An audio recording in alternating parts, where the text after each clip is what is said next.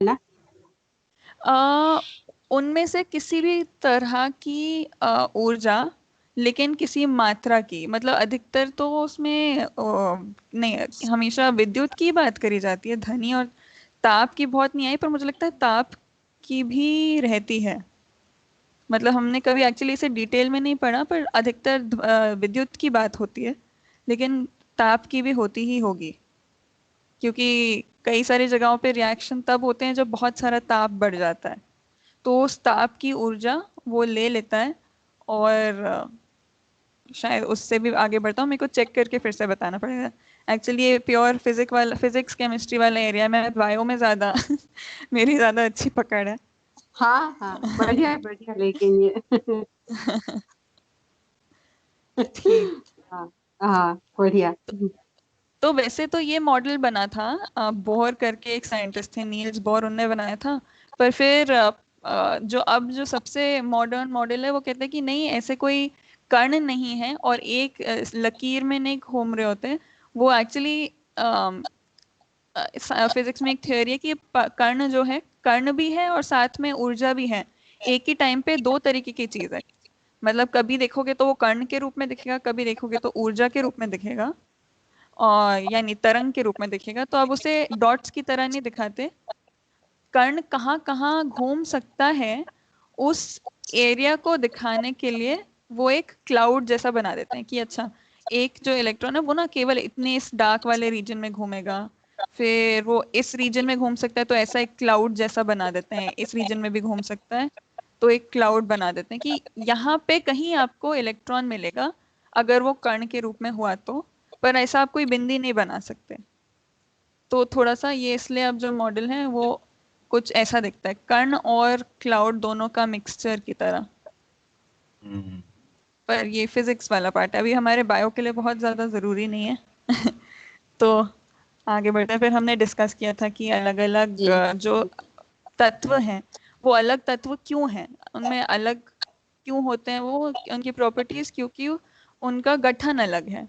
तो अंदर कितनी संख्या में न्यूट्रॉन्स और प्रोटॉन्स हैं और बाहर कितने इलेक्ट्रॉन्स हैं, उससे उनका गठन डिटरमिन होता है। संख्या भर से पूरा गठन डिटरमिन हो जाता है, और गठन के कारण उनकी क्या कार्य ऊर्जा रहती है वो डिसाइड हो जाता है।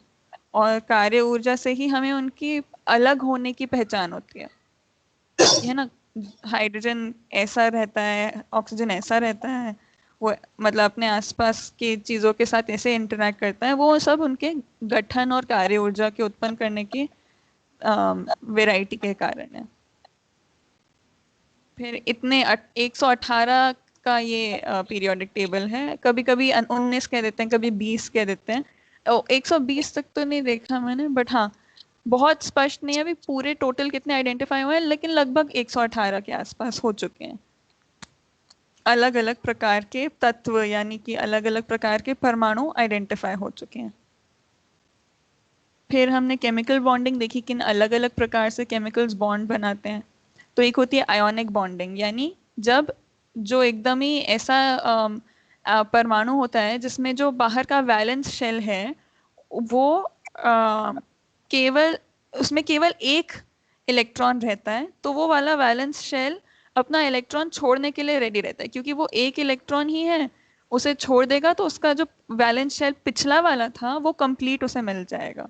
और जो क्या कहते हैं, दूसरा अगर कोई ऐसा परमाणु है जिसके वैलेंस शेल में कुछ अगर वो मिल जाए, उससे एक दो अगर इलेक्ट्रॉन्स मिल जाएं, तो उसका सबसे बाहर वाला जो वैलेंस शेल है वो कंप्लीट हो जाएगा। ऐसे एक छोड़ने वाला और एक लेने वाले, ऐसे दो परमाणु मिलके एक दूसरे के साथ बॉन्ड बना देते हैं, जो कि थोड़ा थोड़ा भूखे और अजीन परमाणु जैसा भी लगता है, लेकिन है नहीं, क्योंकि ये इलेक्ट्रॉन्स का खेल है पूरा। जब हम बात करते हैं केमिस्ट्री या केमिकल की, केमिकल रिएक्शन, तो ये हम सारे के सारे परिवेशीय जो कण है ना, जो इलेक्ट्रॉन्स हैं, इनके आने जाने की बात कर रहे हैं। जैसे ही हम केमिकल का नाम लेते हैं, यानी कि हम केवल परिवेशीय अंश के एक दूसरे से जुड़ने, छूटने, अ, मिलने के संदर्भ में बात कर रहे हैं। तो जब कहते हैं ना भौतिक रासायनिक, तो उसमें रासायनिक वाला पक्ष ये है, परिवेशी अंश का आना जाना, जिससे कि वो अलग परमाणुओं के साथ सहवास में रह सके। और जब ये भूखे और अजीर्ण की बात होती है, वैसे ही चेतना दीदी का भी क्वेश्चन था तो वो आएंगे तो और डिटेल में कर सकते हैं।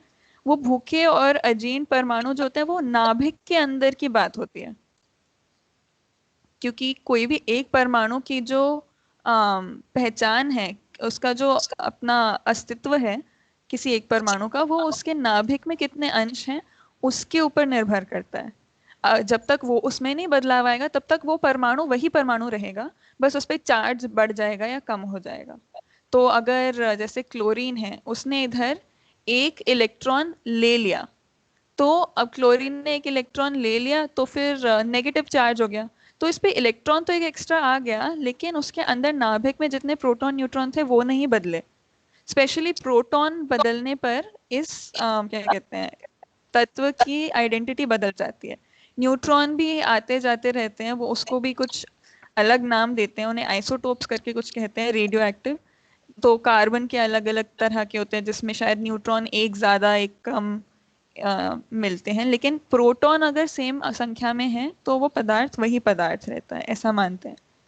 तो भूखे और अजीर्ण परमाणु जो है वो एक भौतिक रिएक्शन होता है उसमें, जिससे कि अंदर जितने प्रोटॉन हैं और जितने न्यूट्रॉन हैं वो बदल जाते हैं। तो फिर आप कह सकते हैं कि ये क्लोरीन का पूरा जो परमाणु था यही टूट गया।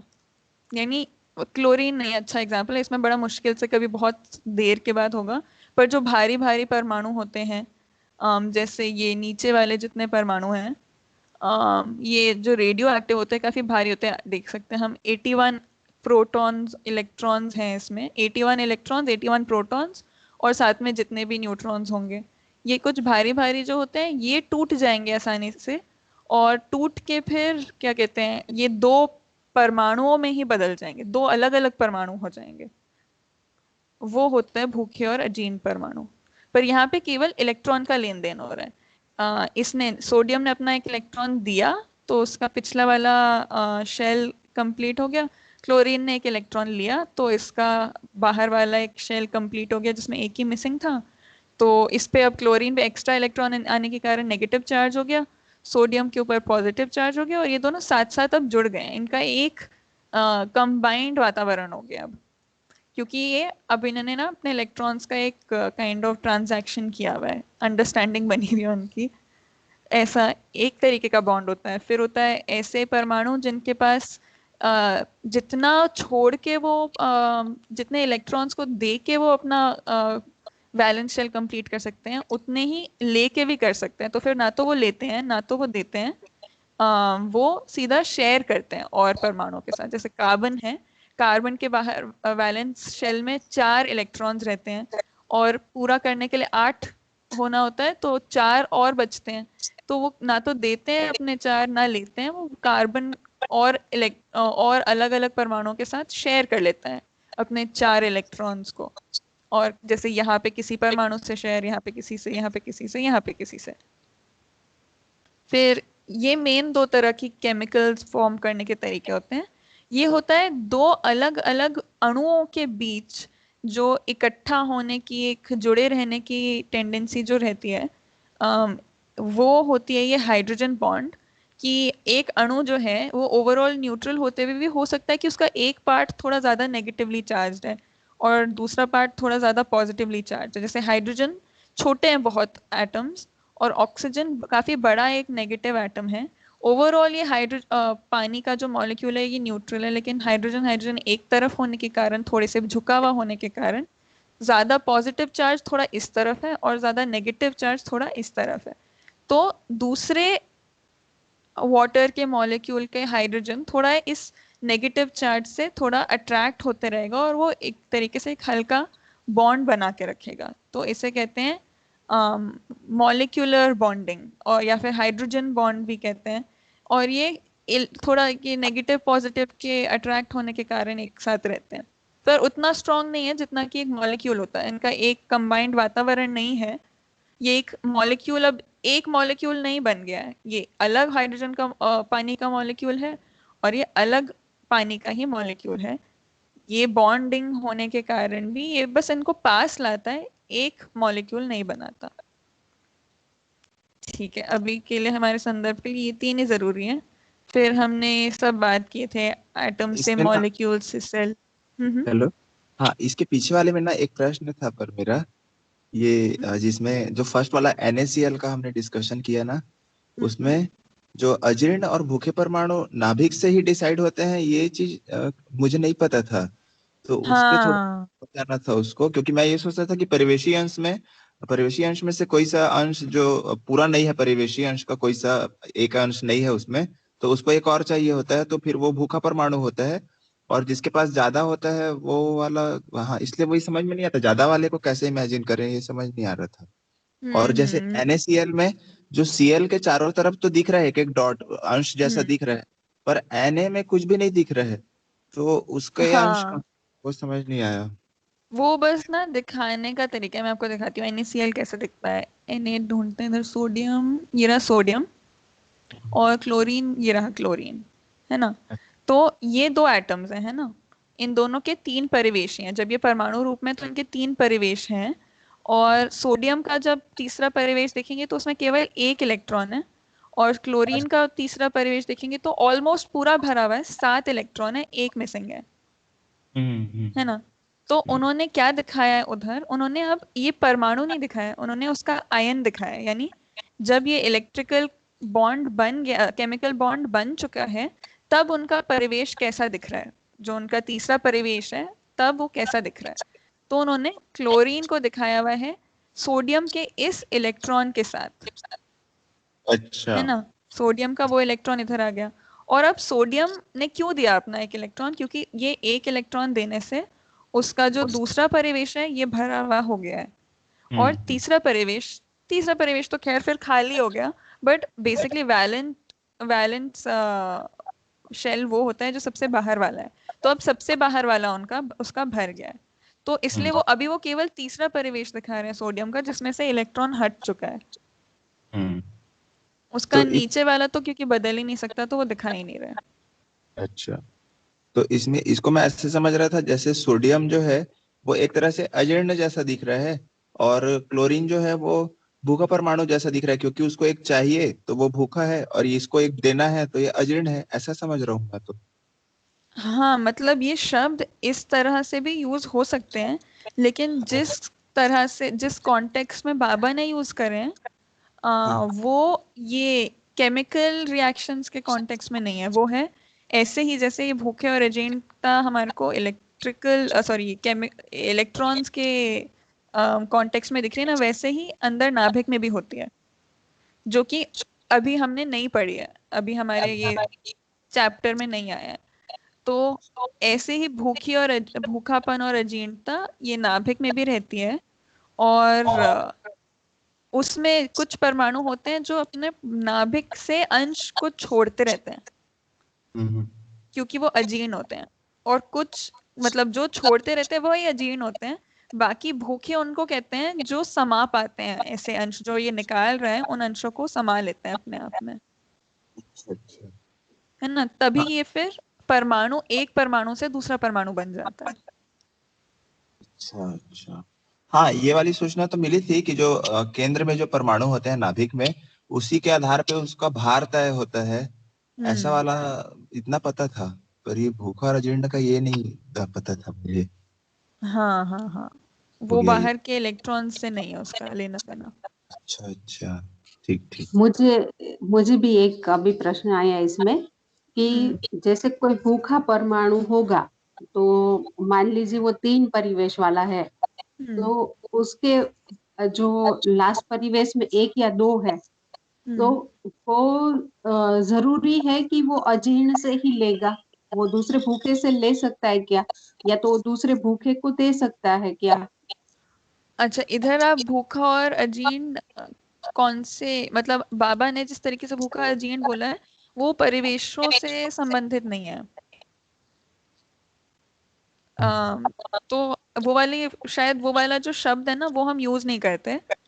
अम, कुछ और शब्द, मतलब भूखा अजीर्ण बोलने की जगह ऐसे कह देते हैं जिनका वैलेंस शेल में वो बेसिकली जो पॉजिटिव आयन बनाएंगे, यानी जो अपने इलेक्ट्रॉन छोड़ेंगे, और जो नेगेटिव आयन बनाएंगे जो इलेक्ट्रॉन्स लेंगे, है ना, ऐसा ऐसा कर देते हैं, क्योंकि भूखे अजीन जो है वो उससे संबंधित ही नहीं है, जो बाबा ने भूखा अजीन नाम दिया है, मतलब, जी जी। है ना, ताकि कंफ्यूज ना हो हाँ जाए हम। हाँ हाँ, ठीक है, बढ़िया। तो हाँ, तो आप कह रहे थे कि जैसे अगर कोई लेने वाला है इलेक्ट्रॉन, तो क्या वो हमेशा उसी से इलेक्ट्रॉन लेगा जो कि देने वाला है, या फिर ऐसों से भी ले जी सकता है जिनको और चाहिए? हाँ हाँ, ये था मेरा मूल है प्रश्न। ना, हाँ मतलब क्लोरीन सल्फर के साथ भी बना सकता है, कि क्लोरीन को हमेशा सोडियम के साथ ही बनाना पड़ेगा, ऐसा है ना? जी हाँ जी हाँ हाँ। तो वो तो क्लोरीन इस तरीके से जब बॉन्डिंग करता है ना आयंस बन के, तो वो नहीं कर पाएगा सल्फर जैसे, मतलब और किसी ऐसे इलेक्ट्रॉन के साथ जो कि नेगेटिव आयन बनता है, क्योंकि अब ये भी केवल इलेक्ट्रॉन ले ही सकता है, ये भी इलेक्ट्रॉन ले ही सकते हैं। तो अब वो दोनों लेने वाले हो गए, तो फिर एक दूसरे के साथ कैसे वो मतलब बॉन्ड करेंगे? लेकिन वो अगर कोवैलेंट बॉन्डिंग करते हैं, यानी इस प्रकार की बॉन्डिंग ट्राई करें, तो कभी कभार वो ऐसे भी बॉन्ड्स बना सकते हैं, यानी कि दो लेने वाले, बहुत ही रेयर रहता है वैसे तो, दो लेने वाले एक दूसरे के साथ इस तरीके से, इसको कहते हैं कोवैलेंट बॉन्ड बना सकते हैं। जी पर ये जो आयनिक बॉन्ड थे जिसमें पॉजिटिव आयन बनता है और नेगेटिव आयन बनता है, उसमें तो वो नहीं कर पाएंगे।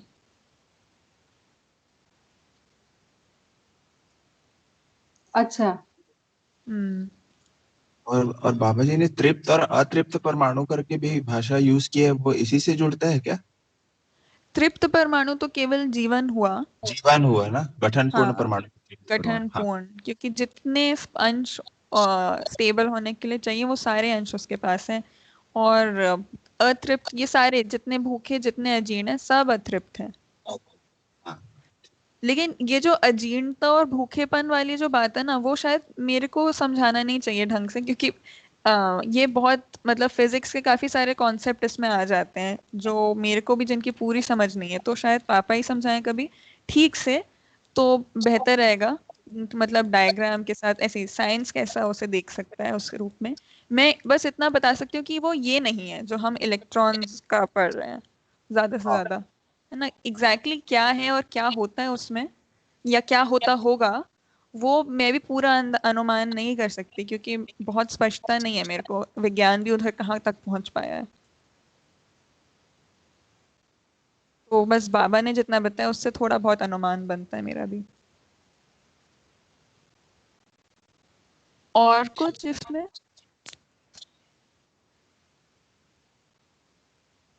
इसके बाद वाला जो था ना फोटो, इसके बाद वाला, हाँ हाँ नहीं नहीं, इसके पहले जो बहुत सारे हम गोल गोल उसमें, इसके जस्ट पहले, इसके और एक हाँ, पहले, हाँ ये, ये इस, नहीं नहीं, इसके बाद वाला ऑरेंज वाला, ये वाला। Orange, periodic table. हाँ नहीं नहीं, पीरियोडिक टेबल के जस्ट पहले, ये ओके इसमें ओके। ना, इसमें ये कौन सा है, जैसे कि सोडियम को ही देख लें। अगर सोडियम हम्म का जो लास्ट वाला परिवेश है, तीसरा वाला, उसमें हम्म एक अंश दिख रहा है हमको। तो वो जो हम्म। एक अंश, जैसे वो उसको दे दिया क्लोरीन को, तो उसके बाद भी वो वाला जो खाली वाला वो है परिवेश, वो रहता ही है कि वो परिवेश ही हट जाता है? वो परिवेश एक तरीके से जब वो देता है ना, तो क्या होता है, ये दोनों पास आ गए अब, और ये जो परिवेश था ना, ये परिवेश इसके परिवेश में मिल जाता है। तो एक्चुअली मैं इसका एक कहीं मैंने डायग्राम नहीं डाला, मॉलिक्यूल का डायग्राम दिखा सकती हूँ मैं आपको कैसा दिखता है। सोडियम क्लोराइड मॉलिक्यूल,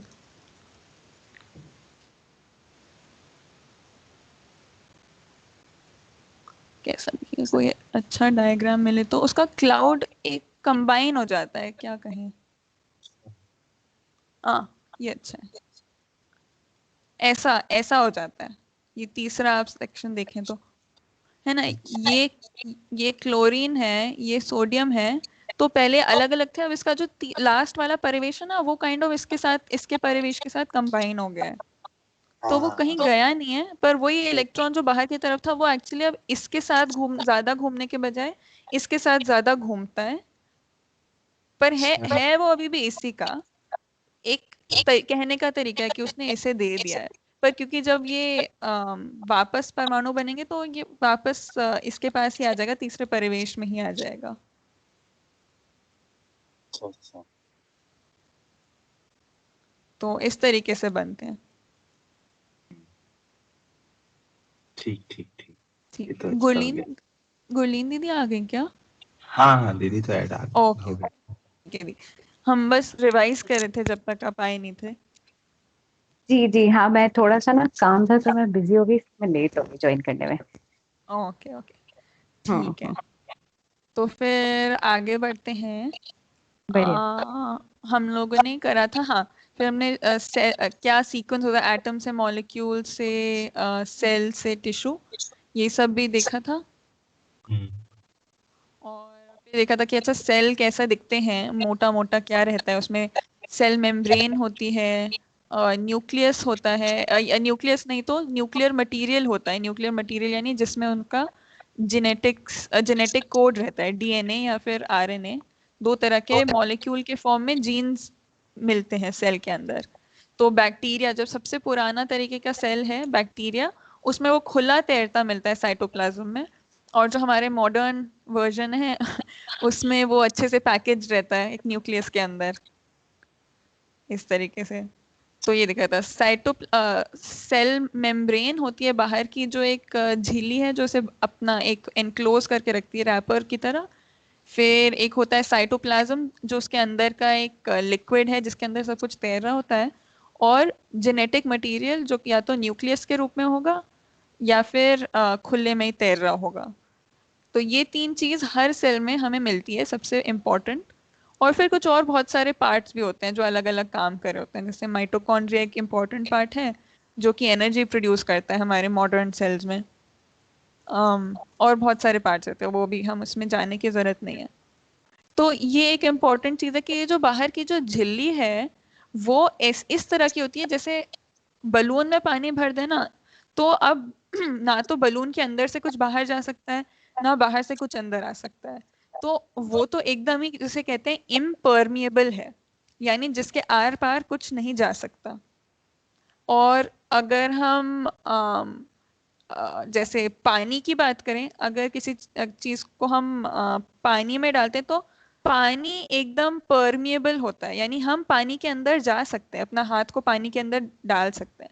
तो अगर कोई चीज पानी से ढकी हुई है तो हम उसके आर पार जा सकते हैं, कोई भी चीज पानी के आर पार जा सकती है। तो वो होती है टोटली परमिएबल। परमिएबल यानी जिसके आर पार जाया जा सके। और लेकिन ये जो मेम्ब्रेन है ये ना तो परमिएबल है, यानी ऐसा नहीं है कि बाहर की कुछ भी चीज अंदर नहीं आ सकती और अंदर की कुछ भी चीज बाहर नहीं जा सकती। और ना ही ये परमिएबल है, यानी ऐसा नहीं है कि बाहर और अंदर एकदम सब खुला रास्ता है। इसे कहते हैं सेमी परमिएबल, यानी ये जो मेम्ब्रेन होती है वो कुछ चीजों को आने देती है और कुछ चीजों को जाने देती है, लेकिन सारी चीजों को नहीं रोकती और सारी चीजों को जाने भी नहीं देती। तो सेमी यानी आधा, सेमी परमिएबल मेम्ब्रेन होती है ये सेल मेम्ब्रेन। तो ये एक अपना एक तरीके का मिनी एनवायरनमेंट बना के रखती है, जिससे कि अंदर जो रिएक्शंस होने हैं वो एक क्लोज्ड प्रोटेक्टिव एनवायरनमेंट में हो सके। जैसे एनवायरनमेंट की उसको जरूरत है होने की, वो ऐसा एनवायरनमेंट बनाने देती है। और अगर बाहर से कुछ मटेरियल चाहिए होता है तो वो बाहर से मटेरियल ले भी सकते हैं, कुछ बाहर फेंकना होता है वेस्ट प्रोडक्ट तो बाहर फेंक भी सकते हैं। तो इस तरीके से ये सेमी परमिएबल मेम्ब्रेन एक बहुत इंपॉर्टेंट डेवलपमेंट रहा, जिसके कारण हमारी कोशिकाएं बन पाई। क्योंकि वातावरण में जिस रिएक्शंस की जरूरत होते हैं, केमिकल रिएक्शंस की जरूरत होती है सेल के अंदर, वो बाहर खुले वातावरण में नहीं हो सकते, क्योंकि बहुत सेंसिटिव रिएक्शन होते हैं, उनके लिए बहुत स्पेसिफिक तरह की ताप ध्वनि विद्युत की आवश्यकता रहती है। तो बाहर खुले एनवायरनमेंट में तो एक ही तरीके का ताप ध्वनि विद्युत मिलेगा, लेकिन ये मेम्ब्रेन होने के कारण इनफैक्ट पूरे सेल में ये सारी जो अलग अलग चीजें हैं ये ऐसे सेमी परमिएबल मेम्ब्रेन से ढकी हुई है। तो यानी अब ये एक सेल पूरा का पूरा अपना एक माइक्रो एनवायरनमेंट बना हुआ है, और सेल के अंदर भी ये बहुत सारे छोटे छोटे मिनी एनवायरनमेंट बने हुए हैं। तो अगर इधर एक तरीके का ताप ध्वनि विद्युत चाहिए तो वो बना सकते हैं, इस जगह पे थोड़ा अलग चाहिए तो ऐसा भी बना सकते हैं, इधर थोड़ा अलग चाहिए तो इधर भी बना सकते हैं। वो इस मेम्ब्रेन के कारण ही है।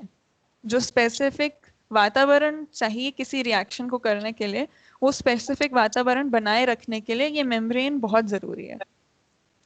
अगर ये सब खुले में होता तो सबके पास एक ही वातावरण अवेलेबल होता। तो फिर हमने देखा अच्छा ये जो पूरे सेल्स हैं, सारी कोशिकाएं हैं, ये बनी किन चीजों से हैं।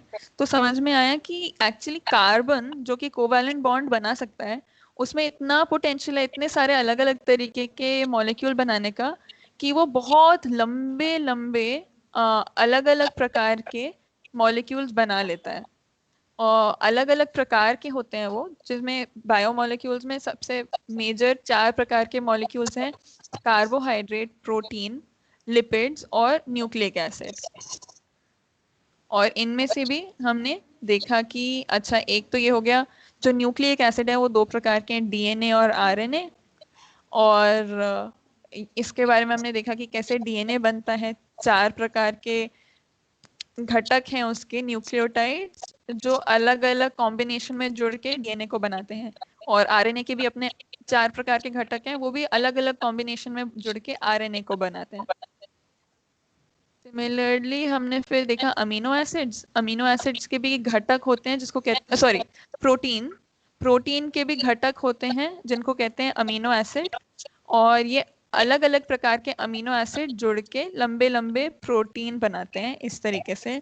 और ये लंबे लंबे जो प्रोटीन की श्रृंखला है वो अलग अलग शेप में ट्विस्ट होके अलग अलग स्ट्रक्चर बना देती है। फिर प्रोटीन के बाद हमने देखे थे ये लिपिड्स, फॉस्फोलिपिड स्पेशली जिन्हें कहते हैं। इनको हमने इसलिए देखा क्योंकि जो सेमी परमिएबल मेम्ब्रेन की बात कर रहे थे हम, हमारे जो एक एक कोशिका जिससे ढकी हुई है और एक एक कोशिका के अंदर का एक एक पार्ट जिसे कहते हैं ऑर्गेनेल, वो जिससे ढका हुआ है, वो इन फॉस्फोलिपिड से बनती है।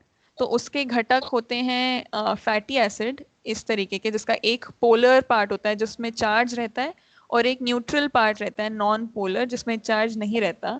तो जो चार्ज नहीं रहता जिसपे वो पानी में नहीं घुलता, और जिसपे थोड़ा सा चार्ज रहता है वो पानी में घुल जाता है।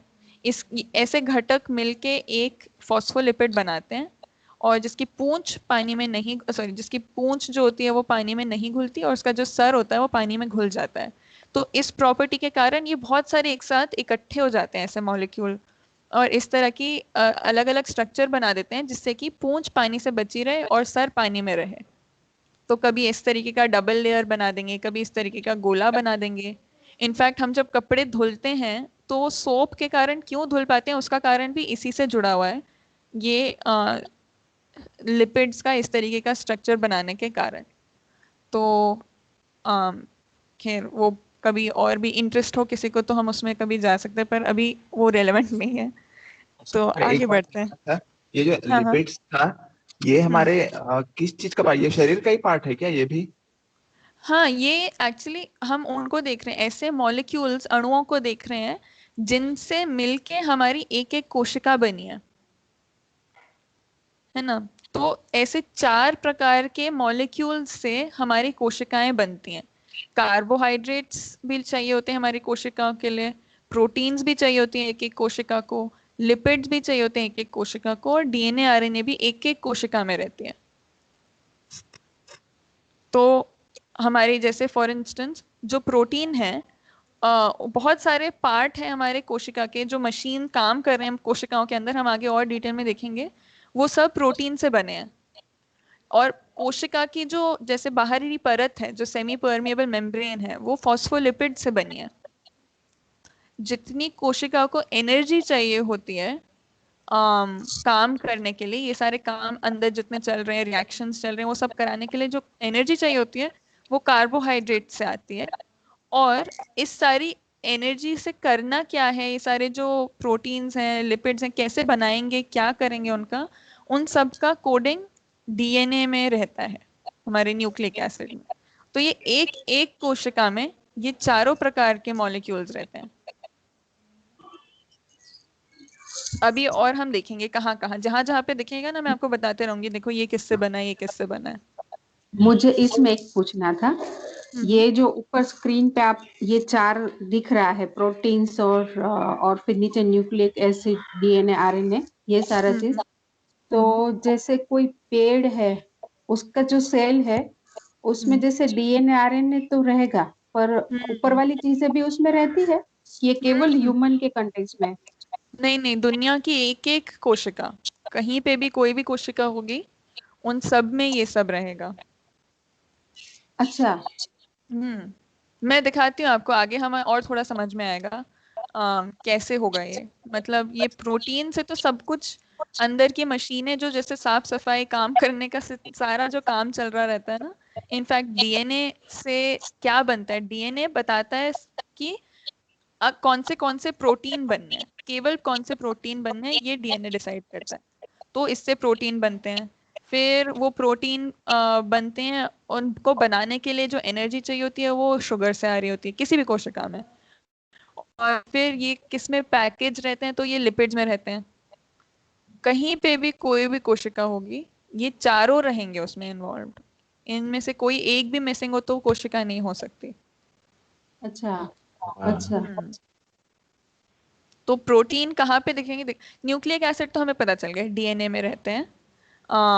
ग्लूकोज, शुगर, कार्बोहाइड्रेट जो हैं, वो वो एक तरीके से खाना है सेल का, है ना। वो उसको यूज करके क्या कहते हैं, अपना जो सेल्स हैं वो एनर्जी रिलीज करते हैं। और पौधे जो होते हैं, खैर वो तो इसे बनाते भी हैं, अलग अलग पार्ट्स, मतलब जैसे ना ये जो लंबे लंबे मॉलिक्यूल तो सेल बना रहे हैं खाना, तभी उन्हें प्रोड्यूसर्स भी कहते हैं, क्योंकि प्लांट्स ही ऐसी चीजें हैं जो खाना बनाते भी हैं, केवल खाते नहीं है बनाते भी हैं। तो ये तो, इन कार्बोहाइड्रेट्स हमारे को बहुत ज्यादा मात्रा में मिल जाएंगे प्लांट्स में, क्योंकि वो उसे पका रहे हैं एक तरीके से, तो उधर स्टोर्ड भी रहते हैं। पर बाकी सारे सेल्स में देखेंगे तो वो खाना को बेसिकली, कार्बोहाइड्रेट्स उधर खाने के यूज में यूज होता है, एनर्जी रिलीज करने के लिए उसका काम रहता है। और ये फैटी एसिड जो है ये सारी की सारी परतों में रहते हैं, और साथ में फैट के रूप में सेव्ड भी रहते हैं, मतलब इकट्ठा, मतलब अगर कभी कमी पड़ जाए तो यूज करने के लिए वो, मतलब स्टोरेज के रूप में भी रहते हैं। पर जो एक्टिव इनका काम है वो है परत बनाना, जो ये मेम्ब्रेन्स होती है ना सेमी परमिएबल, उनको बनाए रखना इनका काम मेन रहता है। तो ये फैटी एसिड, मतलब क्या कहते हैं, लिपिड्स, कार्बोहाइड्रेट्स और न्यूक्लियो अपने जो कहते हैं डीएनए, ये तो पता चल गया कहाँ कहाँ दिखते हैं। प्रोटीन्स कहाँ कहाँ दिखते हैं वो अभी दिखेगा, अभी हम उस पे आते हैं, अब अगली इमेज ही है, इनफैक्ट अभी अगली नहीं, 2-3 स्लाइड के बाद ही है। तो फिर से एक बार ऐसे देखते हैं कि वो समझ में आ रहा है कि नहीं। ठीक है। हम्म। तो ओके, हमने अभी देखा किन किन चीजों से हमारे सारी कोशिकाएं बनी हैं। अब आते हैं जो क्वेश्चन है कि ये अभी तो है, ये सारे के सारे बन रहे हैं कोशिकाओं में ही, ऐसे मॉलिक्यूल्स और पैदा हो रहे हैं, क्योंकि एक्चुअली इन मॉलिक्यूल्स को पैदा करना बड़ा कॉम्प्लेक्स चीज़ है, क्योंकि ये बहुत ही स्पेसिफिक इन्वायरमेंट्स में ही पैदा हो सकती हैं, और वो स्पेसिफिक इन्वायरमेंट कोशिका में ही मिलता है ना, इतने इस तरीके के कॉम्प्लेक्स कॉम्प्लेक्स लंबे लंबे मॉलिक्यूल्स बनाने का। तो अभी तो किसी भी कोशिका के बाहर ऐसे मॉलिक्यूल्स को पैदा करना बड़ा मुश्किल है, और ऑलमोस्ट इम्पॉसिबल है। कभी हो पाता है तो मानव ही कर पाता है, बहुत अपनी लेबोरेटरी में करके। तो क्वेश्चन ये बना कि ये अभी तो कोशिकाएं बना रही है, तो सबसे पहले कैसे बना होगा, जैसे धरती पे पहली कोशिका बनी, वो कहाँ से बन गई होगी। तो उसके जी। लिए एक हाइपोथेसिस आया कि कुछ ना ऐसे स्पेसिफिक कंडीशंस रहे होंगे एक समय पे धरती पे, जो कि आज नहीं है, और उन कंडीशंस में पहली कोशिकाएं बनी होंगी। तो उन कंडीशंस क्या हो, क्या कैसे कंडीशंस रहे होंगे, उस पर काफी साइंटिस्ट ने काफी सोचा, और एक हाइपोथेसिस, एक उनने अजम्पशन बनाया कि अच्छा ऐसा होता होगा कि जो एटमॉस्फेयर है ना आज का, हमें इतना पता है कि आज के एटमॉस्फेयर में 70% नाइट्रोजन है, लगभग 20% ऑक्सीजन है, तो काफी हाई लेवल ऑफ ऑक्सीजन की मात्रा है। तो इस तरीके के एटमॉस्फेयर में ना बहुत जल्दी जल्दी केमिकल रिएक्शंस होते हैं, क्योंकि ऑक्सीजन जो है वो एक ऐसा पदार्थ है जो बहुत रिएक्शंस को ना जल्दी जल्दी करवाता है। तो जैसे हवा में ऑक्सीजन है इसलिए जल्दी से हमारे लोहों पे जंग लग जाती है, जैसे फॉर इंस्टेंस अगर ऑक्सीजन नहीं रहता हवा में तो लोहा बहुत टाइम तक ठीक रहता, अगर हम बाहर ऐसे ही छोड़ भी देते गीले में तब भी। तो एक ने ऐसा मतलब अगर ऐसा बहुत रिएक्टिव एनवायरनमेंट है तो मतलब जो छोटे छोटे मॉलिक्यूल्स ही है ना वो ही जल्दी जल्दी रिएक्ट करते रहेंगे। थोड़ा सा स्टेबल एनवायरनमेंट चाहिए होगा जिसमें कि ये लंबे लंबे मॉलिक्यूल्स बन सके। तो ऐसा पहले तो माना गया कि एक तो ऑक्सीजन कम रहा होगा एटमॉस्फेयर में, ऐसा माना भी गया। और ऐसा जब वो उन्होंने धरती की पुरानी सतह को खोद के निकाला तो उन्हें ये उसका प्रमाण भी मिला कि अच्छा पहले हमारे एटमॉस्फेयर में ऑक्सीजन बहुत कम होता था, अधिकतर हाइड्रोजन रहता था और नाइट्रोजन, मीथेन ऐसी गैसेस ज्यादा रहती थी, ऑक्सीजन बहुत कम था। तो ये एक आंसर मिल गया, ठीक है ऑक्सीजन कम था इसलिए शायद रिएक्शन हो पाते होंगे। और फिर कुछ कुछ तरीके के छोटे अलग अलग गैसेस जो मिले, जैसे एक गैस है अमोनिया, फिर एक गैस है मीथेन, एक गैस है हाइड्रोजन। तो ये 3 तरह की गैसेस हैं जिनमें वो सारे परमाणु अवेलेबल हैं जिनसे कि हमारे अधिकतर ऑर्गेनिक मॉलिक्यूल्स बनते हैं। ऑर्गेनिक मॉलिक्यूल्स उन्हें को कहते हैं, उन मॉलिक्यूल्स को कहते हैं जो कि कार्बन से बने होते हैं। और उन्हें ऑर्गेनिक इसलिए कहते हैं क्योंकि अधिकतर वो पौधों में मिलते हैं, मतलब पौधों एज एन बायोलॉजिकल लाइफ में, कोशिकाओं में ऑर्गेनिक मॉलिक्यूल्स मिलते हैं अधिकतर, कार्बन की लंबी लंबी श्रृंखलाओं में मिलने वाले। तो ऐसे गैसेस अगर हैं तो इसमें नाइट्रोजन भी है, हाइड्रोजन भी है, कार्बन भी है। तो इससे शायद अधिकतर हमारे जितने मॉलिक्यूल्स हमने देखे वो बन सकते हैं, एटलीस्ट उनका सिंपल फॉर्म तो बन ही सकता है। तो उन्होंने सोचा अच्छा ये गैसेस रही होंगी और कहीं ना कहीं इन्हीं के रहने के कारण कुछ इनमें कोई रिएक्शन हुआ होगा जिससे कि ये केमिकल्स बन गए। तो उन्होंने सोचा अच्छा उस टाइम तो पूरा समुद्र समुद्र में ऐसा हुआ होगा। तो ऐसे बहुत सारे ख्याल चलते रहे साइंटिस्ट के दिमाग में। तो उनको चेक करने के लिए 2 साइंटिस्ट थे, यूरी और मिलर। उन्होंने एक एक्सपेरिमेंट डिजाइन किया। उन्होंने कहा अच्छा तब हो पाया तो अभी भी हो पाएगा, तो हम पहले जैसे कंडीशंस बनाते हैं फिर से और देखते हैं हमसे क्या ऑर्गेनिक मॉलिक्यूल्स बन पाते हैं कि नहीं, है ना। तो उनने क्या किया, उनने ऐसा ही कुछ सेटअप किया। एक ये कांच का पूरा उनका ट्यूब्स और काइंड ऑफ लैबोरेटरी apparatus है। उसमें उनने सबसे पहले इधर पानी भरा और नीचे पानी के नीचे कोई आग का सोर्स लगाया, हीट का सोर्स। अब ये धीरे धीरे पानी गर्म होगा तो ये गर्म होके ऊपर भाप बन के उड़ेगा।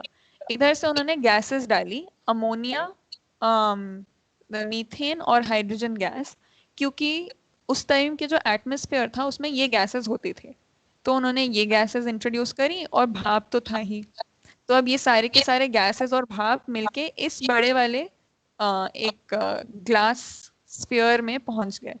इस ग्लास स्फीयर में आ गए वो भाप और गैस मिलके उस, तो उन्होंने उधर एक इलेक्ट्रिसिटी के का सोर्स डाला। अब इधर इतनी हाई इलेक्ट्रिसिटी वो डाल रहे हैं कि हवा होते हुए भी, भाप होते हुए भी इधर इलेक्ट्रिसिटी पैदा हो जाए। जैसे लाइटनिंग होती है तो इलेक्ट्रिसिटी हवा के थ्रू ट्रैवल कर रही होती है, यानी बहुत हाई वोल्टेज होता है तभी वो हवा के थ्रू ट्रैवल कर पाती है।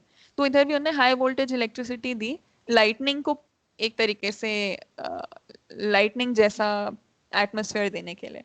तो ये गैस में जब लाइटनिंग हुई तो क्योंकि उनका माना था तब जाके ऐसा कुछ हुआ होगा कि लाइटनिंग से उसे ऊर्जा मिल रही है केमिकल रिएक्शन करने के लिए। फिर उन्होंने ऐसे बाहर ये पाइप के आसपास इधर ठंडा पानी बहाना शुरू किया। ये इसमें मिक्स नहीं हो रहा, ये बस इस पाइप को ठंडा करने के लिए ठंडा पानी है। अब ये पाइप ठंडी हो गई है तो ये सारा जो पानी और भाप था, जितने भी गैसेस थे, अब इसमें ठंडे होके वापस लिक्विड बन के इधर इकट्ठे हो जाएंगे। फिर तो इन्होंने उधर इसे अब इकट्ठा होने दिया और कुछ हफ्ते छोड़ दिया, लगभग 1-2 हफ्ते उन्हें छोड़ा और फिर से चेक किया तो उन्हें मिला कि अरे अब यहाँ पे 13 तरह के अमीनो एसिड्स मिल गए हैं।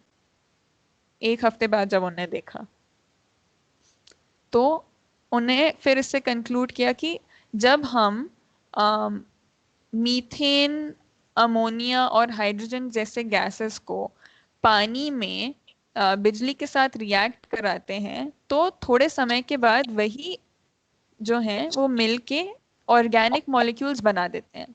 ऑर्गेनिक मॉलिक्यूल्स भी कैसे ऑर्गेनिक मॉलिक्यूल्स? Amino acids. और हमें पता है कि अमीनो एसिड जो होते हैं वो होते हैं प्रोटीन्स के घटक। तो अमीनो एसिड्स ही फिर एक दूसरे से मिलके प्रोटीन बना सकते हैं। तो एक तरीके से उन्होंने दिखा दिया कि कैसे रेगुलर जो हमारा वातावरण रहा होगा धरती पे उसमें किस तरीके से पहली बार ऑर्गेनिक मॉलिक्यूल्स पैदा हुए होंगे जिनसे कि सबसे सिंपल सबसे सामान्य सेल शायद बन पाए हों। तो ये था यूरी मिलर का एक्सपेरिमेंट। तो एक प्रश्न था ना कि कैसे सबसे पहला रसायन सबसे पहले रसायन, ऐसे ही कुछ प्रश्न था कि सबसे पहले कैसे बने होंगे कोशिकाएं। जी हाँ, क्योंकि मुझे वो समझ में नहीं आ रहा था कि निश्चित तरीके का विद्युत और ताप चाहिए, ऐसा कुछ लिखा हुआ था बुक में। तो अब समझ में आया कि वो क्या कहना चाह रहे थे। हाँ, तो मतलब ये तो केवल खैर एक्सपेरिमेंट का उनने सेटअप किया था। इससे ये कंफर्म हो गया कि बन सकता है। अब कैसे एग्जैक्टली बना होगा तब उसके लिए अब ऐसा अधिकतर माना जाता है कि उस टाइम ना जो ओशन थे उसमें ओशंस में ही कुछ कुछ जो थोड़े ज्यादा गहरे नहीं थे, थोड़े शैलो ओशन वाला रीजन जो था उधर के पानी में, स्पेशली ऐसी जगहों पे जहाँ पे वो मतलब नीचे धरती की सतह में खूब सारा वो रहता है ना, क्या कहते, ज्वाला। तो ओशंस के नीचे से भी छोटे छोटे ज्वालामुखी फटते रहते हैं, और जहाँ पे ज्वालामुखी नहीं भी फट रहे होते, कुछ कुछ ऐसी जगहें होती हैं जहाँ पे केवल गरम मतलब ज्वाला नहीं निकल रहा है लेकिन खूब सारे गरम गरम गैस और भाप निकल रही होती है पूरे समय, है ना। तो वो गरम रहते हैं पूल। कभी आपने सुना है ऐसी जगहों के बारे में? थर्मल वेंट कहते हैं उन्हें। अच्छा, बस ये अच्छा। सुने थे कि नीचे गर्म होता है ऐसा करके, बस सुने थे। पर ना ये स्पेशली ऐसा जगह के बारे में तो नहीं सुने थे। मतलब वही अच्छा तो, उस जगह को क्या बोलते हैं ये नहीं सुने। अच्छा अच्छा, तो कभी जापान में ना, जापान में ऐसे बहुत सारी जगह हैं। उधर आप पहाड़ों में जाएंगे तो उधर ऐसे तालाब मिलते हैं जो कि जिसमें पानी पूरे समय गर्म रहता है और बबल्स भी आते रहते हैं कई बार। तो वो इसलिए रहता है क्योंकि वो कहीं ना कहीं नीचे का जो क्या कहते हैं, एक ज्वाला वाला जो सेक्शन है धरती का उससे कनेक्टेड है, अभी भी ऊपर सतह तक कनेक्टेड है। तो वो पानी को गर्म रखता है। धरती तो हमारी अंदर से बहुत गर्म है, पर जो धरती की सतह है वो ठंडी हो गई है एक तरीके से, इसलिए हमें नीचे की गर्मी फील नहीं होती। पर हम्म। कुछ कुछ क्रैक्स हैं जहाँ पे उसकी गर्मी एस्केप करते रहती है अभी भी। तो मुझे इंडिया में तो नहीं पता एग्जैक्टली कहाँ कहाँ है, लेकिन जापान में काफी फेमस है। उधर ऊपर पहाड़ों में जाके लोग ऐसे तालाबों में नहाते हैं एकदम सर्दियों के, मतलब बर्फीली सर्दियों के बीच में, उसमें गरम गरम पानी में नहाते हैं। उसमें केवल गर्मी नहीं होती, बहुत सारी, क्योंकि भाप निकल रही होती है, उस भाप में अलग अलग गैसेस रहती हैं।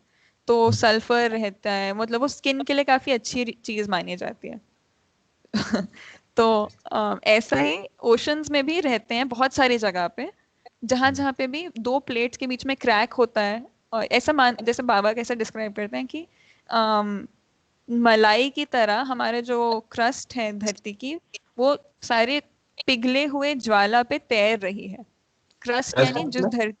क्रस्ट यानी हमारी धरती, जो जमीन हमें दिखती है ना, ठोस जमीन, हाँ हाँ। वो एक तरीके से ज्वाला के ऊपर तैर रही है।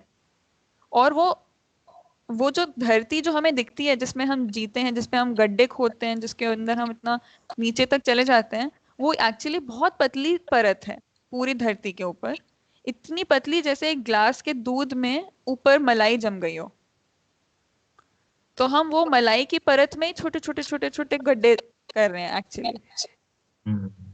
तो कभी कभी जब मलाई की परत के बीच में क्रैक आ जाता है तो नीचे का दूध ऊपर आ सकता है ना।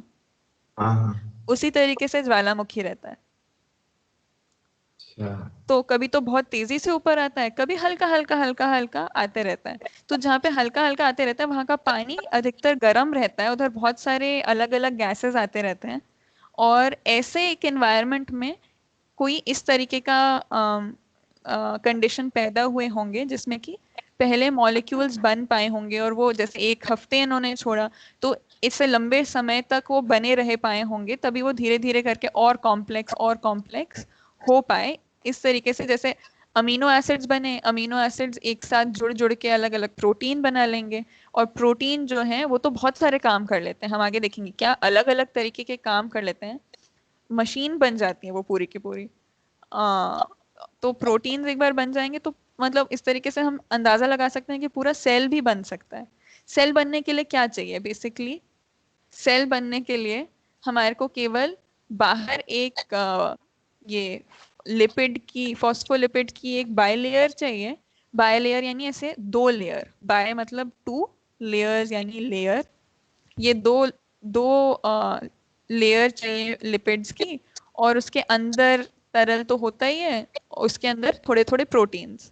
प्रोटीन्स के साथ साथ अगर ये डीएनए या आरएनए बन जाए तो और भी बढ़िया, ये अपने जैसा और बना सकता है फिर। तो एसेंशियली सबसे सिंपल सेल इतना ही है, एक छोटा सा माइक्रो एनवायरनमेंट है जो कि बाहर के पानी से, बाहर के समंदर से कटा हुआ है, और उसमें अपने जैसे एक और बनाने का सूत्र भी निहित है। ये एक सेल है, तो सबसे पहला सेल ऐसे किसी कंडीशन में बना हो सकता है, ऐसा अंदाजा लगता है। और अगर हम ये सेमी परमिएबल मेम्ब्रेन को और गौर से देखते हैं तो दिखता है कि अरे ये पूरा का पूरा केवल ऐसे फॉस्फोलिपिड के मॉलिक्यूल से ही नहीं बना है। एक्चुअली जो हमारे सेल्स होते हैं ना, उनकी जो लेयर सेमी परमिएबल मेम्ब्रेन होती है उसमें बहुत सारे अलग अलग चीजें घुसे हुए भी रहते हैं, है ना, मतलब अपने घर बनाए हुए होते हैं। कुछ कुछ अलग अलग तरह के प्रोटीन्स होते हैं, जैसे ये कुछ ये प्रोटीन्स अलाउ करते हैं किसी चीज का आने, स्पेशल चीजों के आने जाने के लिए, और थोड़ा कोलेस्ट्रॉल दबा रहेगा इनके अंदर। बेसिकली प्रोटीन्स और कोलेस्ट्रॉल रहते हैं अलग अलग तरह के, इसमें पाए जाते हैं। तो ये सबसे एक बेसिक सेल का स्वरूप है जो बना हुआ होगा सबसे पहले जब धरती बनी। थोड़ा और देखते हैं कि अच्छा ये इसमें एक्चुअली होता क्या है और इसके बनने की महिमा क्या है। तो अब ये आते इसमें हैं। कुछ इसमें जो पीछे जो स्लाइड दिखाई ना आपने, एक सबसे सिंपल वाला, ये वाला जो है बहुत कॉम्प्लेक्स दिख रहा है, ये मानव का कोई सेल है? ये वाला,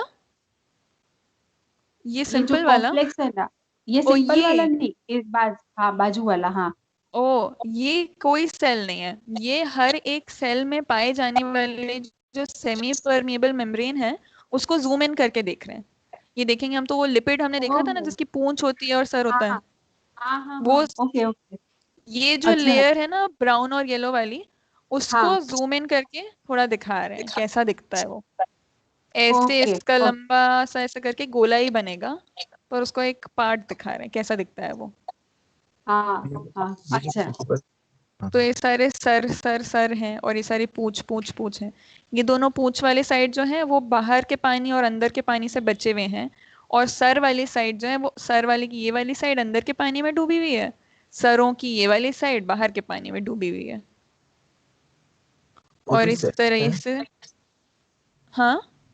जो सेल्स हैं ये जैसे सेल को जूम करके दिखा रहे हैं, और ये जो चक्र वाला गोल वाला जो दिख रहा है वो भी मानव का ही सेल है। मतलब उस अंदर जो हम स्टडी कर रहे हैं अभी मानव के सेल्स की कर रहे हैं ना? अभी ये मानव का सेल नहीं है, ये तो कोई सबसे सिंपल कोई पहला सेल बना होगा उसका अंदाजा है, जिसमें केवल मेम्ब्रेन है और कुछ छोटे मोटे अंदर मॉलिक्यूल्स हैं या प्रोटीन्स हैं, और एक प्राण सूत्र है जो कि मोस्ट प्रोबेबली ऐसा माना जाता है डीएनए नहीं आरएनए रहा होगा सबसे पहले तो। और ये सेल नहीं है, ये जो हमने इमेज देखी ये सेल नहीं है, ये किसी सेल की जो सेमी परमिएबल मेम्ब्रेन है केवल उसको देख रहे हैं, उसके मॉलिक्यूल को देख रहे हैं। ये जैसे इमेजिन कर सकते हैं कि यही जो सेल है ना जो साइड में दिख रहा है सिंपल वाला, उसके एक सेक्शन को अगर हम खोल के देखें तो वो ऐसा दिखेगा जूम इन करके। ये जो येलो येलो गोले हैं ये वो पर्पल पर्पल गोले हैं, और ये जो ब्राउन में ये जो लाइनें हैं ये इधर ब्लू ब्लू है। हम्म, तो ये केवल उतने पार्ट को जूम इन करके दिखा रहा है। किसी भी सेल, एक्चुअली मानव का सेल भी देखे तो इसी इसी का कॉम्प्लेक्स वर्जन है। यानी अब ये थोड़ा और बड़ा हो गया है, ये अलग अलग शेप में मिलते हैं, केवल सर्कल नहीं रहता, अलग अलग शेप का रहता है सेल का शेप। और अंदर ऐसा धागा नहीं तैर रहा होता जीन्स का, हमारे आरएनए का, वो एक न्यूक्लियस में बंद रहता है, लंबा सा डीएनए। और बाहर और बहुत सारे अलग अलग तरह के पैकेज्ड काम करने वाले सेक्शन होते हैं जिनको कहते हैं ऑर्गेनेल। तो यही जो मॉडल है, यही इवॉल्व हो के और बेटर चीजें, इसमें और पार्ट्स आ गए। जैसे गाड़ी होती है ना, सबसे पहले तो डब्बा कार थी, केवल पहिए थे और स्टीयरिंग व्हील और इंजन। तो धीरे धीरे करके उसमें और फीचर्स ऐड होते रहे। तो वैसे ही सेल्स में भी ये सबसे सिंपल सेल है। बेसिकली सेल चलने के लिए बेसिक मिनिमम जो चाहिए, एक उसकी कवरिंग, एक उसके अंदर का तरल लिक्विड, और उसके जो प्राण सूत्र है, आरएनए या फिर डीएनए, वो ये बेसिक मिनिमम चाहिए।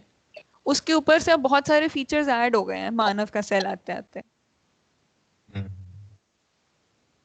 पर ये जो है, ये तो है ही, इसमें भी सबसे सिंपल सेल में भी ये सेमी परमिएबल मेम्ब्रेन तो रहेगी ही। ये जो इधर ऐसे खोल के दिखाए ना, वो ऐसे खुली नहीं रहती, वो बस हमारे देखने के लिए कि ऐसे खुल जाती तो कैसा दिखता। हाँ हाँ ये बंद ही रहती है, क्योंकि अगर ये खुल जाए तो ये भीगने में आ जाएंगे, उन्हें भीगना पसंद नहीं है, तो ये साथ में रहना ही चाहते हैं। हाँ, सही बात है। ठीक है, तो अब सेल के अंदर चलता क्या क्या है उसको थोड़ा देखते हैं। ये इमेज आप देखोगे तो थोड़ा मैंने इधर लगा दिया, एकदम से झटका लगने के, मतलब थोड़ा लग सकता है इसको, ऐसा डिफिकल्ट चीज नहीं है। ये एक सेल के अंदर के एक माइटोकॉन्ड्रिया, एक तरीके का ऑर्गेनेल है जिसको हमने इधर देखा था।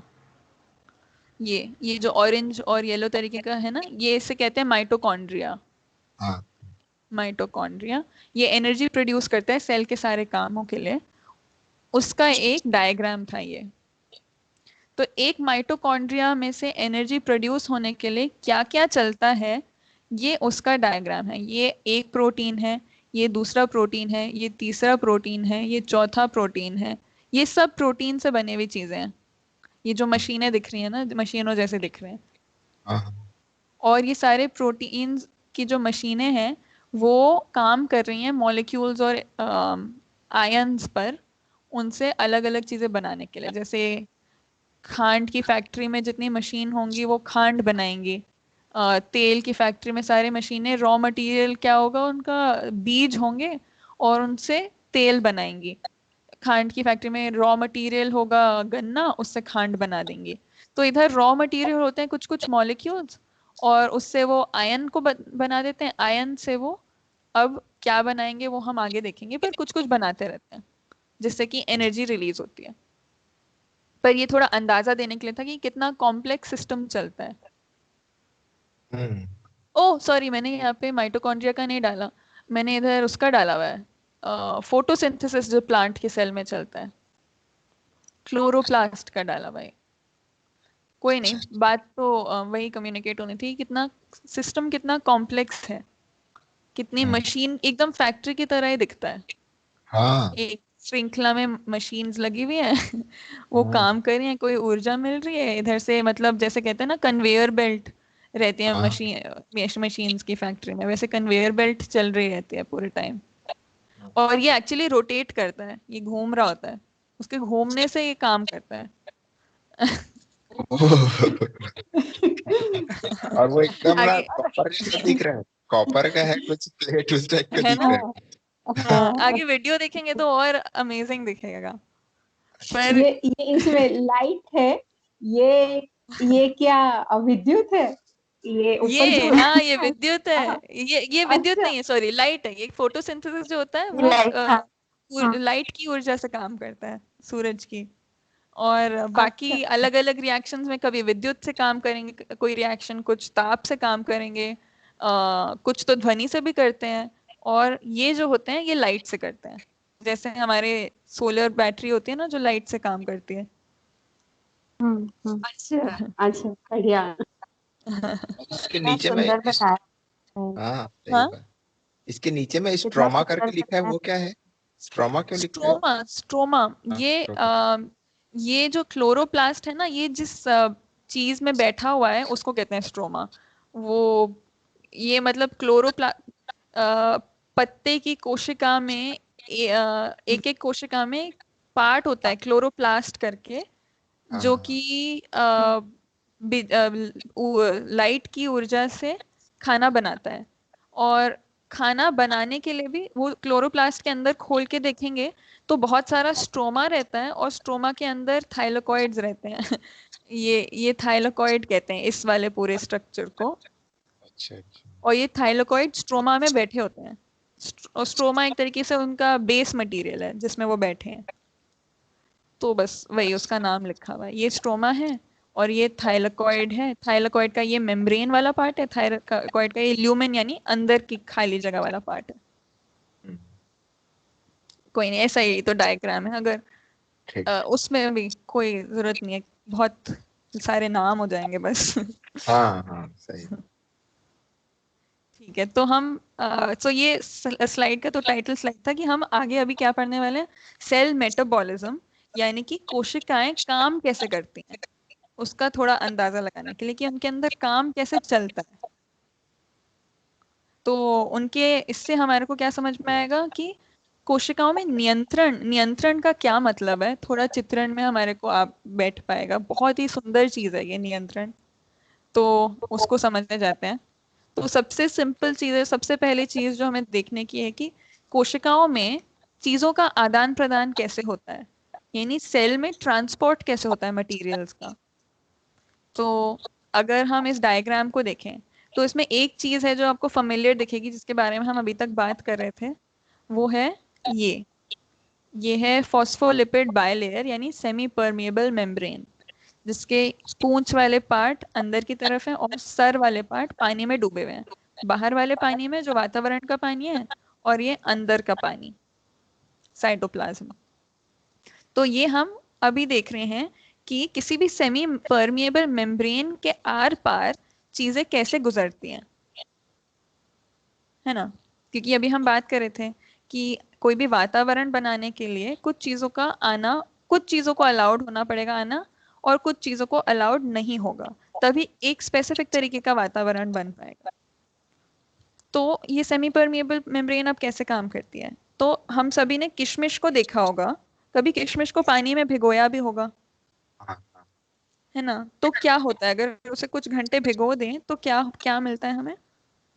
एक तो वो फूल जाता है और उसको दबाओ तो थोड़ा सा बूंद बूंद टाइप का झाग जैसा हो जाता है। ठीक है, तो किशमिश फूल जाता है। हाँ और उसके टेस्ट में कोई डिफरेंस आता है क्या। हाँ, मतलब जब सूखा रहता है ना तो थोड़ा ज्यादा मीठा लगता है, और उसके बाद ना मतलब उतना मीठा नहीं लगता भीगने के बाद। बिल्कुल बिल्कुल ये। और उस जिस पानी में वो भीगा रहता है उस पानी के टेस्ट में कुछ चेंज आता है।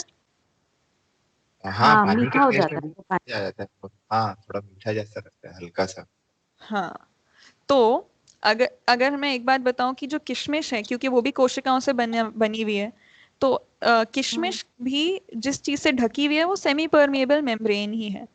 तो अगर आपको गेस करना हो कि ये जो हमें ऑब्जर्वेशन में आ रहा है वो क्यों हो रहा है, तो आपको क्या लगेगा। अच्छा अच्छा, ये जो क्योंकि अलाउ सेमी कर रहे हैं। परमेएबल जो हाँ, वो है, हाँ अलाउ। मेम्ब्रेन है, वो तो कुछ कुछ पार्ट को तो अंदर लाने आने भी देता है, कुछ कुछ को बाहर जाने भी देता है।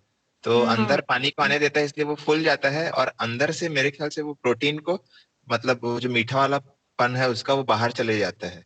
हाँ, ऐसा। तो जो मीठापन है उसका वो शुगर है, कार्बोहाइड्रेट हाँ है वो शुगर, हाँ बाहर हाँ। चले जाता है। हाँ हाँ शुगर शुगर। बिल्कुल बिल्कुल। ओके, तो ये तो हम सबने करा हुआ है, इससे एकदम से समझ में आ जाता है। ये जो हमने प्रोसेस की बात करी उसे कहते हैं डिफ्यूजन, यानी किसी चीज का हमने और कुछ नहीं करा है ना, केवल किशमिश को पानी में भिगोया और कुछ एनर्जी उसे देने की जरूरत नहीं पड़ी, पानी को गर्म करने की जरूरत नहीं पड़ी, कुछ नहीं करना पड़ता, बस थोड़ी देर उसे छोड़ देते हैं तो अपने आप ही बाहर के पानी के कण अंदर आ जाते हैं और अंदर के चीनी के कण बाहर चले जाते हैं, है ना। सिर्फ चीनी ही नहीं, जितने अलग अलग उसके गुण भी रहेंगे वो उसके कारण भी बाहर चले जाएंगे। और सारे के सारे नहीं आते और सारे के सारे नहीं जाते, ये भी हमें समझ में आता है ना। ऐसा नहीं होगा कि किशमिश एकदम फीका हो जाए और बाहर पानी पूरा का पूरा सूख जाए, सारा किशमिश में चले जाए, ऐसा भी नहीं होगा। वो किसी निश्चित मात्रा में ही जाता है। तो ये जो प्रोसेस हुआ जिसमें बिना किसी एनर्जी दिए, उसे बाहर से हमने कोई ताप, कोई विद्युत, कोई ध्वनि नहीं दिया, बिना किसी एनर्जी दिए खुद ब खुद कुछ कणों का आर पार जाना हो रहा है, इसे कहते हैं डिफ्यूजन। ठीक है, तो डिफ्यूजन के नियम क्या होते हैं अब, मतलब कितना आर पार जाएगा, कितना नहीं जाएगा, उसके लिए होता है कि अगर जैसे हम अगर केवल पहले पानी को देखें, तो जब शुरू में हमने किशमिश पानी के अंदर डाली, तो किशमिश के अंदर जितना पानी था और बाहर जितना पानी था, एक्चुअली केवल पानी को नहीं देख सकते, सॉरी, अगर जब हमने किशमिश पानी में डाली, तो पानी को हम एक सोल्यूशन मानते हैं जो बाहर का पानी है, और किशमिश के अंदर भी एक सोल्यूशन है, एक घोल है ना। घोल है यानी कुछ तरल पदार्थ में बहुत सारी चीजें घुली हुई हैं, और बाहर का जो पानी है वो भी एक तरीके से घोल ही है। उधर भी पानी में कुछ कुछ मिनरल्स तो घुले हुए रहते ही हैं, है ना। तो नहीं भी रहते तभी भी पानी में घुलने की क्षमता तो है ही। तो मतलब बाहर एक घोल है, अंदर एक घोल है, और बीच में ये सेमी परमिएबल मेम्ब्रेन है ना। तो ये वर्ड सुना होगा हमने, कॉन्सेंट्रेशन। कभी घोल के संदर्भ में कॉन्सेंट्रेशन शब्द सुना है? हाँ, मतलब केमिस्ट्री जब पढ़ते थे तो कभी ऐसा सुने थे, ऐसा लग रहा है, एकदम कम कम लग रहा है, पर वो फिर ऐसा कुछ याद आ रहा है कि सुने हैं इस टाइप का। ठीक है, ठीक है, तो वैसे ही बता देते हैं कि जैसे जैसे हम कभी नींबू पानी बनाते हैं, है ना, तो थोड़ा अगर कोई बोले का, अगर कोई ऐसे बोले कि अरे मेरे को ना ज्यादा कॉन्सेंट्रेटेड नींबू पानी चाहिए, उसका मतलब है उन्हें ज्यादा नमक, चीनी और नींबू वाला नींबू पानी चाहिए। और अगर कोई बोले कि अरे नहीं नहीं मुझे ना कॉन्सेंट्रेट अच्छा नहीं लगता, मेरे को थोड़ा डाइल्यूट वाला दीजिए, तो यानी उन्हें ज्यादा पानी और जितना जो घुली हुई चीजें हैं उसके अंदर कम, और पानी ज्यादा, ऐसा नींबू पानी पसंद है। तो ये दो शब्द होते हैं, डाइल्यूटेड और कॉन्सेंट्रेटेड। तो डाइल्यूटेड का मतलब होता है जो सोल्यूशन है उसमें घुली हुई चीजें कम है, यानी जो घुली हुई पदार्थ होती है उसको कहते हैं सॉल्यूट। जैसे नींबू पानी में चीनी और नमक और नींबू का रस सॉल्यूट है, और पानी जो है उसको, जिसमें सब चीजें घुल रही हैं, उसको कहते हैं सॉल्वेंट। तो पानी सॉल्वेंट है, नमक, चीनी और नींबू का रस सॉल्यूट है। तो डाइल्यूटेड वो रहता है जिसमें सॉल्वेंट ज्यादा है, सॉल्यूट कम है, और कॉन्सेंट्रेटेड वो होता है जिसमें सॉल्वेंट थोड़ा कम है और सॉल्यूट थोड़ा ज्यादा है। और इधर जब हम कम और ज्यादा कह रहे हैं, तो वो ये तो एकदम ही क्या कहते हैं, एब्सोल्यूट चीज नहीं, एक दूसरे के कंपैरिजन में ही कह रहे हैं हम। तो अगर हम दो सोल्यूशन को देखें, है ना, तो आपके नींबू पानी या मेरे नींबू पानी को देखें, तो कह सकते हैं कि मेरा नींबू पानी आपके नींबू पानी से ज्यादा डाइल्यूट है, या आपका नींबू पानी मेरे नींबू पानी से ज्यादा कॉन्सेंट्रेटेड है, तो कह सकते हैं। अपने आप में कुछ डाइल्यूट और कॉन्सेंट्रेट का मतलब ही नहीं बनता, थोड़ा सल्यूट होगा, थोड़ा सॉल्वेंट होगा। वो तो जब हम किसी चीज के सापेक्ष में ही बोल सकते हैं, ज्यादा कॉन्सेंट्रेटेड या कम कॉन्सेंट्रेटेड, ज्यादा डाइल्यूट या कम डाइल्यूट। तो ये जो सेमी परमिएबल मेम्ब्रेन है, इसमें बाहर भी कोई सोल्यूशन है, अंदर भी कोई सोल्यूशन है। अंदर के सोल्यूशन में कुछ चीजें सोल्यूट हैं, और बाहर के सोल्यूशन में भी कुछ और चीजें सोल्यूट हैं। तो अब इस सोल्यूशन में और इस सोल्यूशन में एक एक चीज जो सोल्यूट है उसका कॉन्सेंट्रेशन बराबर होने की चेष्टा बनी रहेगी। यानी अगर चीनी को देखें, बाहर चीनी कम है बाहर के पानी में, है ना, अगर ये किशमिश को समझे, अगर हम इस किशमिश समझें, तो अंदर चीनी वाला जो सॉल्यूट है वो ज्यादा है, और बाहर चीनी वाला सॉल्यूट तो है ही नहीं या फिर कम है ना। तो अब चीनी की चेष्टा रहेगी कि ज्यादा हाई कॉन्सेंट्रेशन से लो कॉन्सेंट्रेशन की तरफ जाना, और पानी की चेष्टा रहेगी अपने हाई कॉन्सेंट्रेशन से लो कॉन्सेंट्रेशन की तरफ जाना। तो जहाँ सारी चीजें हाई से लो ही रही हैं, पर क्योंकि पानी इधर हाई है और इधर लो है तो पानी अंदर की तरफ आएगा, और चीनी इधर हाई है और इधर लो है तो वो बाहर की तरफ जाएगा। कब तक? जब तक ये बराबर ना हो जाए तब तक ये ऐसा करते रहेगा, जब तक इन दोनों की कॉन्सेंट्रेशन यानी मिठास बराबर ना हो जाए। अच्छा। और इतना भर करने के लिए कोई एनर्जी की जरूरत नहीं रहती, ये खुद से होते रहता है। ठीक है, इसे कहते हैं डिफ्यूजन। इसमें ये पैसिव ट्रांसपोर्ट है। पैसिव का मतलब होता है जिसमें कुछ एनर्जी की जरूरत ना पड़े। एक्टिव होता है जिसमें एनर्जी की जरूरत पड़ती है।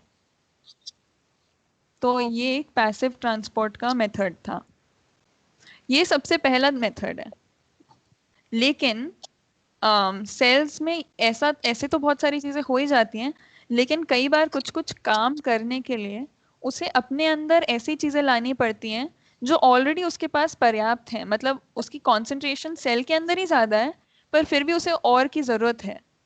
कई बार ऐसी चीजों की भी जरूरत पड़ती है, या फिर ऐसी चीजों को बाहर फेंकना पड़ता है जो ऑलरेडी सेल में कम है और बाहर ज्यादा है, फिर भी उसे सेल से और बाहर फेंकने का मन है, की जरूरत है। तो वो तो डिफ्यूजन से नहीं होगा, वो बिना एनर्जी से नहीं होगा।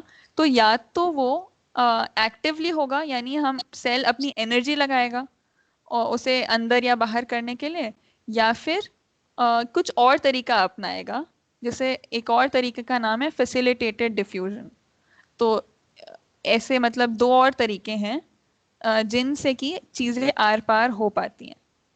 तो पहले तो हम एक्टिव वाला देखते हैं। एक्टिव वाले में क्या होता है? तो ये जो स्ट्रक्चर्स दिख रहे हैं हमारे को सेमी परमेबल मेम्ब्रेन के अंदर गड़े हुए, ये सारे के सारे स्ट्रक्चर्स ना अलग अलग प्रोटीन से ही बने हुए हैं। सबसे पहली बात तो ये प्रोटीन्स इन कामों को करवाती है। तो इधर भी जैसे एक प्रोटीन है जो कि कॉन्सेंट्रेशन का जो ग्रेडियंट है, ग्रेडियंट यानी एक तरीके से चढ़ाई को या ढलान को ग्रेडियंट कहते हैं। कितनी चढ़ाई है वो ग्रेडियंट हो गया, या कितनी ढलान है उसको कहते हैं ग्रेडियंट। यानी सबसे कम से ज्यादा के बीच में कितना डिफरेंस है उसको कहते हैं ग्रेडियंट। तो जो कॉन्सेंट्रेशन का डिफरेंस है इन दोनों के बीच में, जो कॉन्सेंट्रेशन ग्रेडियंट है, जो नेचुरली जहां से डिफ्यूजन होना चाहिए उसके ऑपोजिट अगर हमें को चीजों को मूव कराना होता है, तो एक्टिव ट्रांसपोर्ट कैसे करती हैं चीजें सेल? उसके लिए एक प्रोटीन वो बैठा रहता है सेल मेम्ब्रेन में। अलग अलग प्रोटीन अलग अलग चीजों के ट्रांसपोर्ट में हेल्प करते हैं। तो जैसे ये प्रोटीन है फॉर इंस्टेंस, ये सोडियम को अंदर लाना चाह रहा है। सोडियम ऑलरेडी बहुत है सेल के अंदर और बाहर रिलेटिवली कम है, तो डिफ्यूजन में तो अंदर से बाहर की तरफ जाएगा, लेकिन सेल को थोड़ा और चाहिए अंदर सोडियम। तो वो क्या करेगा? एनर्जी डालेगा इस प्रोटीन में, और ये प्रोटीन बाहर से पकड़ पकड़ के चीजों को अंदर खींचेगा। तो ये प्रोटीन कैसा होगा? जिसका एक सर जो है वो इन बाहर के सॉल्यूट से अटैच हो जाता है। इस तरीके का सर बना रहेगा। तो ये चीजें इधर अटैच होंगी और फिर वो मशीन अपने अंदर ये एनर्जी यूज करके इसे अंदर की तरफ पुश करता है। तो इसे कहते हैं एक्टिव ट्रांसपोर्ट। ऐसी चीजें हमारे सेल में होती है, एनर्जी यूज मुझे हम्म एक दो चीजें पूछनी थी कि ये जो एनर्जी यूज करते हैं ना, जैसे अभी आपने लास्ट प्रोटीन वाला बताया, उसको और चाहिए तो वो एनर्जी यूज करते हैं, तो वो क्या होता है? वो एनर्जी क्या होती है? एक ये पूछना था। दूसरा ये पूछना था कि इनको कैसे पता रहता है, जैसे कि ये अगर हम लोग पैसिव वाले में भी देखें कि अब इसकी जरूरत है, ये चीज ज्यादा चाहिए तो बाहर से लाना है, या अंदर ज्यादा हो गया इसको बाहर जाने देना है। बिल्कुल बिल्कुल, अच्छा प्रश्न, अच्छे प्रश्न है दोनों। तो इसमें जो फर्स्ट आपका क्वेश्चन है कि ये एनर्जी कहाँ से आती है, इसको हम आगे देखेंगे एग्जैक्टली कहाँ से आती है, क्या होती क्या है ये एनर्जी, उसे हम आगे देखने ही वाले हैं। अभी फिलहाल के लिए क्योंकि एक्टिव ट्रांसपोर्ट कुछ है, ऐसा कुछ होता है जो एनर्जी यूज करके काम करता है, अभी फिलहाल के लिए इधर ही रोक देते हैं उसे। आगे हम समझेंगे कैसे होता है ये। जी ठीक है, जी क्योंकि इसको समझने के लिए ये हाँ समझना पहले जरूरी पड़ेगा ये क्या होता है। हाँ जी हाँ फिर हाँ हाँ ये जो डिफ्यूजन, ये जो है इसे पता कैसे चलता है कि क्या किस चीज की कब जरूरत है। तो अगर हम पैसिव वाले को देखें तो उसे बिल्कुल पता चलने की जरूरत ही नहीं है, वो तो ऑटोमेटिक एक रिएक्शन है। जैसे हवा, जहाँ पे हाई प्रेशर होता है हवा का, वहां से लो प्रेशर पे दौड़ता ही है, किसी चीज को उसका नियंत्रण करने की जरूरत नहीं है, वो होते ही रहता है खुद से।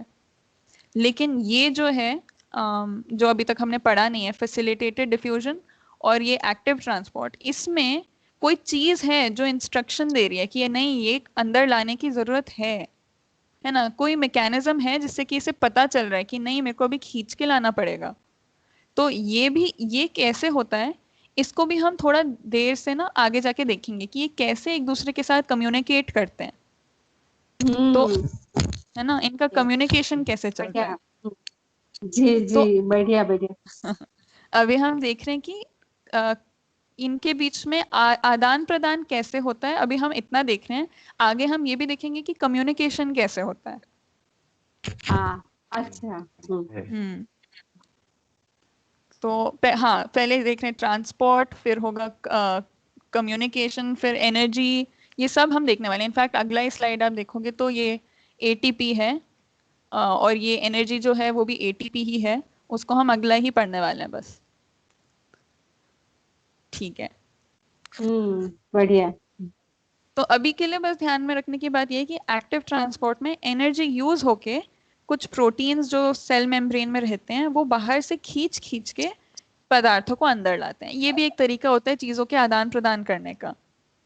और तीसरा जो तरीका है, जो पर्सनली मेरे को सबसे अमेजिंग सा लगता है वो है कि ये एनर्जी भी नहीं यूज कर रहे, लेकिन फिर भी मतलब ग्रेडियंट के अगेंस्ट चीजों को अंदर ला पा रहे हैं। क्यों? क्योंकि ये अपना ऐसे दो तरीके के मॉलिक्यूल्स बन जाते हैं एक ही सेल मेम्ब्रेन में, जिसमें कि एक मॉलिक्यूल जो होता है वो तो खुला, मतलब इसका एक तरीके से ऐसा होता है ये ना, डिफ्यूजन जो है वो केवल सेमी परमिएबल मेम्ब्रेन के आर पार होगा।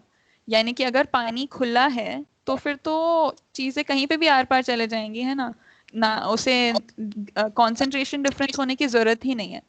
तो अगर उधर सेमी परमिएबल मेम्ब्रेन लगा देंगे बीच में, तभी कंसंट्रेशन की कोई बात उठती है। तो ये जो एक प्रोटीन है इधर, ये एक तरीके से एक चैनल है, एक रास्ता खुला है ये सेमी परमिएबल मेम्ब्रेन के बीच में। तो इस खुले रास्ते से कंसंट्रेशन का डिफरेंस ना भी हो तभी भी चीजें आर पार जा सकती हैं, एज लॉन्ग एज इसका ढक्कन खुला हो, है ना। इट्स लाइक टनल बना हुआ है, टनल का रास्ता, दरवाजा खुला होगा तो ये आ पाएंगी जा पाएंगी, और दरवाजा बंद रहेगा तो नहीं आ जा पाएंगी। तो फैसिलिटेटेड डिफ्यूजन क्या होता है कि अब अगर जैसे ये रेड ट्रायंगल है और ब्लू सर्कल है, इनमें से किसी एक को आना जाना है, जिनमें से एक का आना ज्यादा मुश्किल है, दूसरे का आना कम मुश्किल है किसी कारण से बहुत सारी चीजें चल रही होती हैं। तो थोड़ा मोटा मोटा आइडिया ही दे रही हूँ बस, फैसिलिटेटेड डिफ्यूजन का क्या होता है मोटा मोटा। इसका एक के टनल का रास्ता खुलता है तो ये सारे जो सिंपल है जिसके लिए अंदर आना, ये ट्रायंगल अंदर आने लगते हैं क्योंकि उनका दरवाजा खुल गया है, तो ये अंदर आने लगते हैं। और ये अधिकतर वन वे चैनल ही होते हैं ना, केवल आ सकते हैं, जा नहीं सकते। तो ये अंदर आने लगते हैं, अब ये आके इससे कहीं जुड़ जाएंगे, है ना।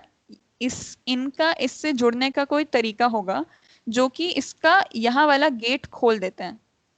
अब इसके इधर आके जुड़ने से इसका गेट खुलेगा, तभी ये बाहर से अंदर आ पाएगा।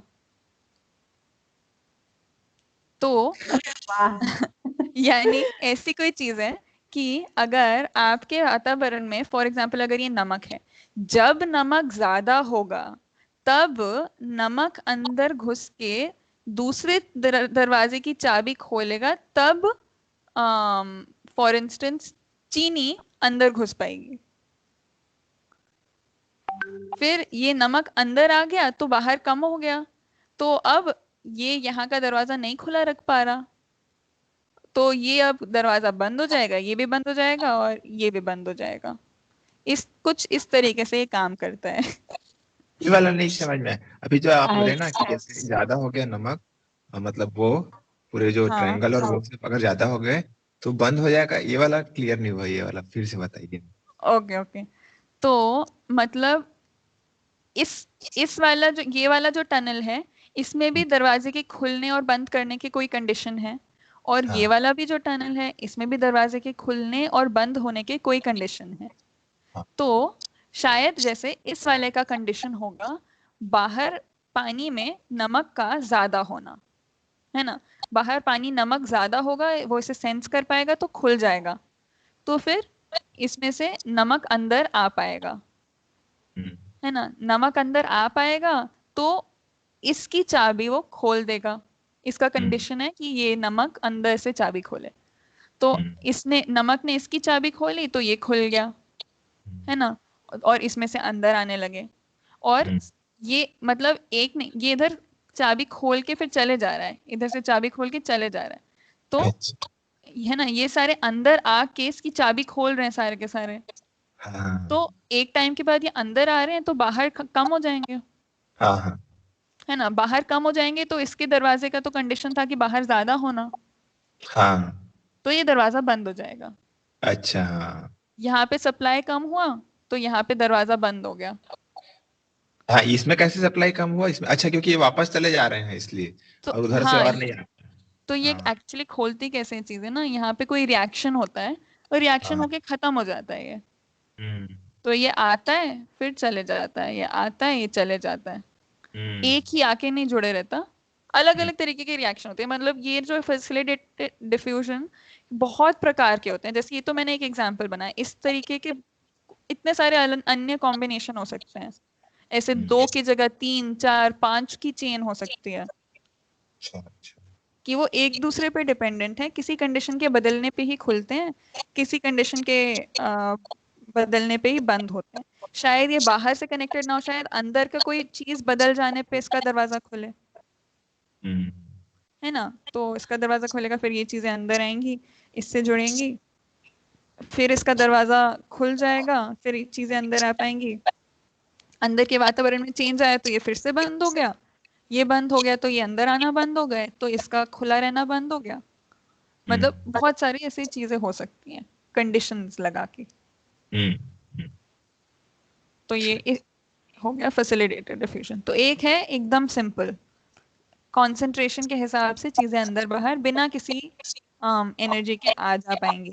ये है वातावरण पे डिपेंड करके, पर इधर भी एनर्जी नहीं यूज हो रही, वातावरण के चेंज से कुछ दरवाजों का खुलना बंद होना होगा।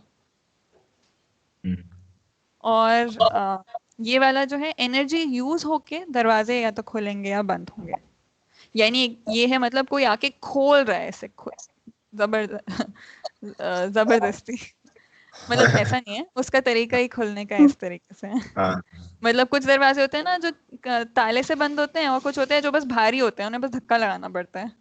हाँ हम्म हम्म हम्म। उस ये तरीके तो से। पूरा हम्म ऐसे लग रहा है ना कि जैसे वो रोबोट को जितनी हम चाबी डालते हैं, बच्चों का जो टॉय नहीं हाँ आता है, उतनी चाबी बिल्कुल, भरी तो उतना ही अंदर मिल गया और हो गया काम, तो अब बंद हो जाएगा वो। एग्जैक्टली एग्जैक्टली ऐसा ही है। हम्म मतलब एकदम ही वैसा है। हम ये सारी चीजों को ना अपने आसपास के मशीनों से समझ सकते हैं, क्योंकि वो सारे मशीन हमारे जो बायोलॉजी है ना पूरी की पूरी, वो सबसे अमेजिंग मशीन है, उनका सिंपल वर्जन ही है हम जितने मशीन बना चुके हैं आज तक। हम्म हम्म। सही बात मतलब है। लग तो ऐसे ही रहा इंजीनियरिंग का, समझ। हाँ हम्म। इंजीनियरिंग का सबसे कॉम्प्लेक्स स्वरूप यही है। हाँ सही बात है। ठीक है, ठीक है। मुझे इसमें और एक चीज पूछना था कि हाँ हाँ ये जो नीचे वाला जो भाग है इसमें, ये तो सेल के अंदर का भाग है, और जो हाँ ऊपर दिख रहा है वो बाहर का वाला भाग है ना, और ये जो हाँ है वो दीवार जैसा है। तो हाँ। अब सेल को अंदर जो चाहिए, जो जो चीज है, वो फिर बाहर अवेलेबल ही रहेगी हमेशा, ऐसा होगा ना? वो बाहर का जो जिसमें ये तैर रहा है। अगर अवेलेबल रहेगा तो सेल बना रहेगा, नहीं तो सेल मर जाएगा। यानी है ना, जैसे बीज होता है, अगर बीज को हम ऐसी मिट्टी में डालें जहां उसे पानी और न्यूट्रिएंट सारे मिलते रहे तो वो फैलेगा, है ना, तो फिर वो स्प्राउट कर पाएगा और जिंदा रह पाएगा। लेकिन अगर हम ऐसी बैरन से रेत में डाल दें या ऐसी मिट्टी में डाल दें जहाँ पे पानी नहीं है तो वो मर जाएगा। तो मतलब हाँ सेल्स हाँ इसलिए बढ़ पाए क्योंकि उनके आसपास का वातावरण थोड़ा अनुकूल था। और अब तो वो इतने बढ़ गए हैं, मतलब पहले वो इतना डिपेंडेंट थे। ये अच्छा पॉइंट है एक्चुअली। जब सबसे पहले सेल बना तो वो एकदम डिपेंडेंट था कि वातावरण का पानी अनुकूल होगा तभी वो अपना अस्तित्व बनाए रखेंगे, है ना। हम्म, धीरे धीरे अच्छा वो सेल्स और बड़े अलग अलग तरीके के बने, हम्म ताकि वो हम्म, मतलब इतने सेंसिटिव भी नहीं है, थोड़ी सी अनुकूलता को सह पाने लायक बन पाए, है ना, अपने हाँ अंदर स्टोर कर पाए काफी चीजें। थोड़े टाइम के लिए कमी भी पड़ जाए तो हमारे पास स्टोरेज है, इस तरीके के बन पाए, हाँ है ना। हाँ पर फिर भी हाँ खाना उन्हें पूरे टाइम बाहर से खाना पड़ता था, यानी खाना यानी मॉलिक्यूल्स को वो अंदर लेते हाँ रहते थे, है ना। और हाँ कुछ ऐसे भी हाँ बन गए फिर कि अच्छा मॉलिक्यूल्स नहीं है तो हम अलग कोशिका को ही खा लेंगे, एक ही हम्म, सेल दूसरी छोटी सेल को खाने वाले ऐसे भी बनने लग गए, है ना। हाँ फिर हाँ धीरे धीरे हम्म करके ऐसे सेल्स बने कि अच्छा वो सेल्स अकेले अकेले नहीं जीने लगे, अब वो साथ में मिलके ना एक कॉलोनी जैसी बनाने लग गए। जैसे दही को देखें हम, या ब्रेड अगर कोई बनाता है तो ब्रेड में जो यीस्ट होती है और दही में जो हम्म कल्चर रहता है, वो बहुत सारे सेल्स हैं जो कि अम, उसे पैदा करते हैं। वो अलग एक एक सेल वाला ही ऑर्गेनिज्म है लेकिन एक साथ मिलके वो रहते हैं। और क्योंकि वो एक साथ एकजुट के रहते हैं वो एक अपना एक वातावरण को बनाए रख पाते हैं। थोड़ा एक सेल का अपना वातावरण को बनाए रखना थोड़ा मुश्किल है, बट ऐसे 1000 2000 सेल्स एक साथ जुड़ के अपनी कॉलोनी बना लें तो फिर भी अपने वातावरण को मेंटेन कर पाते हैं।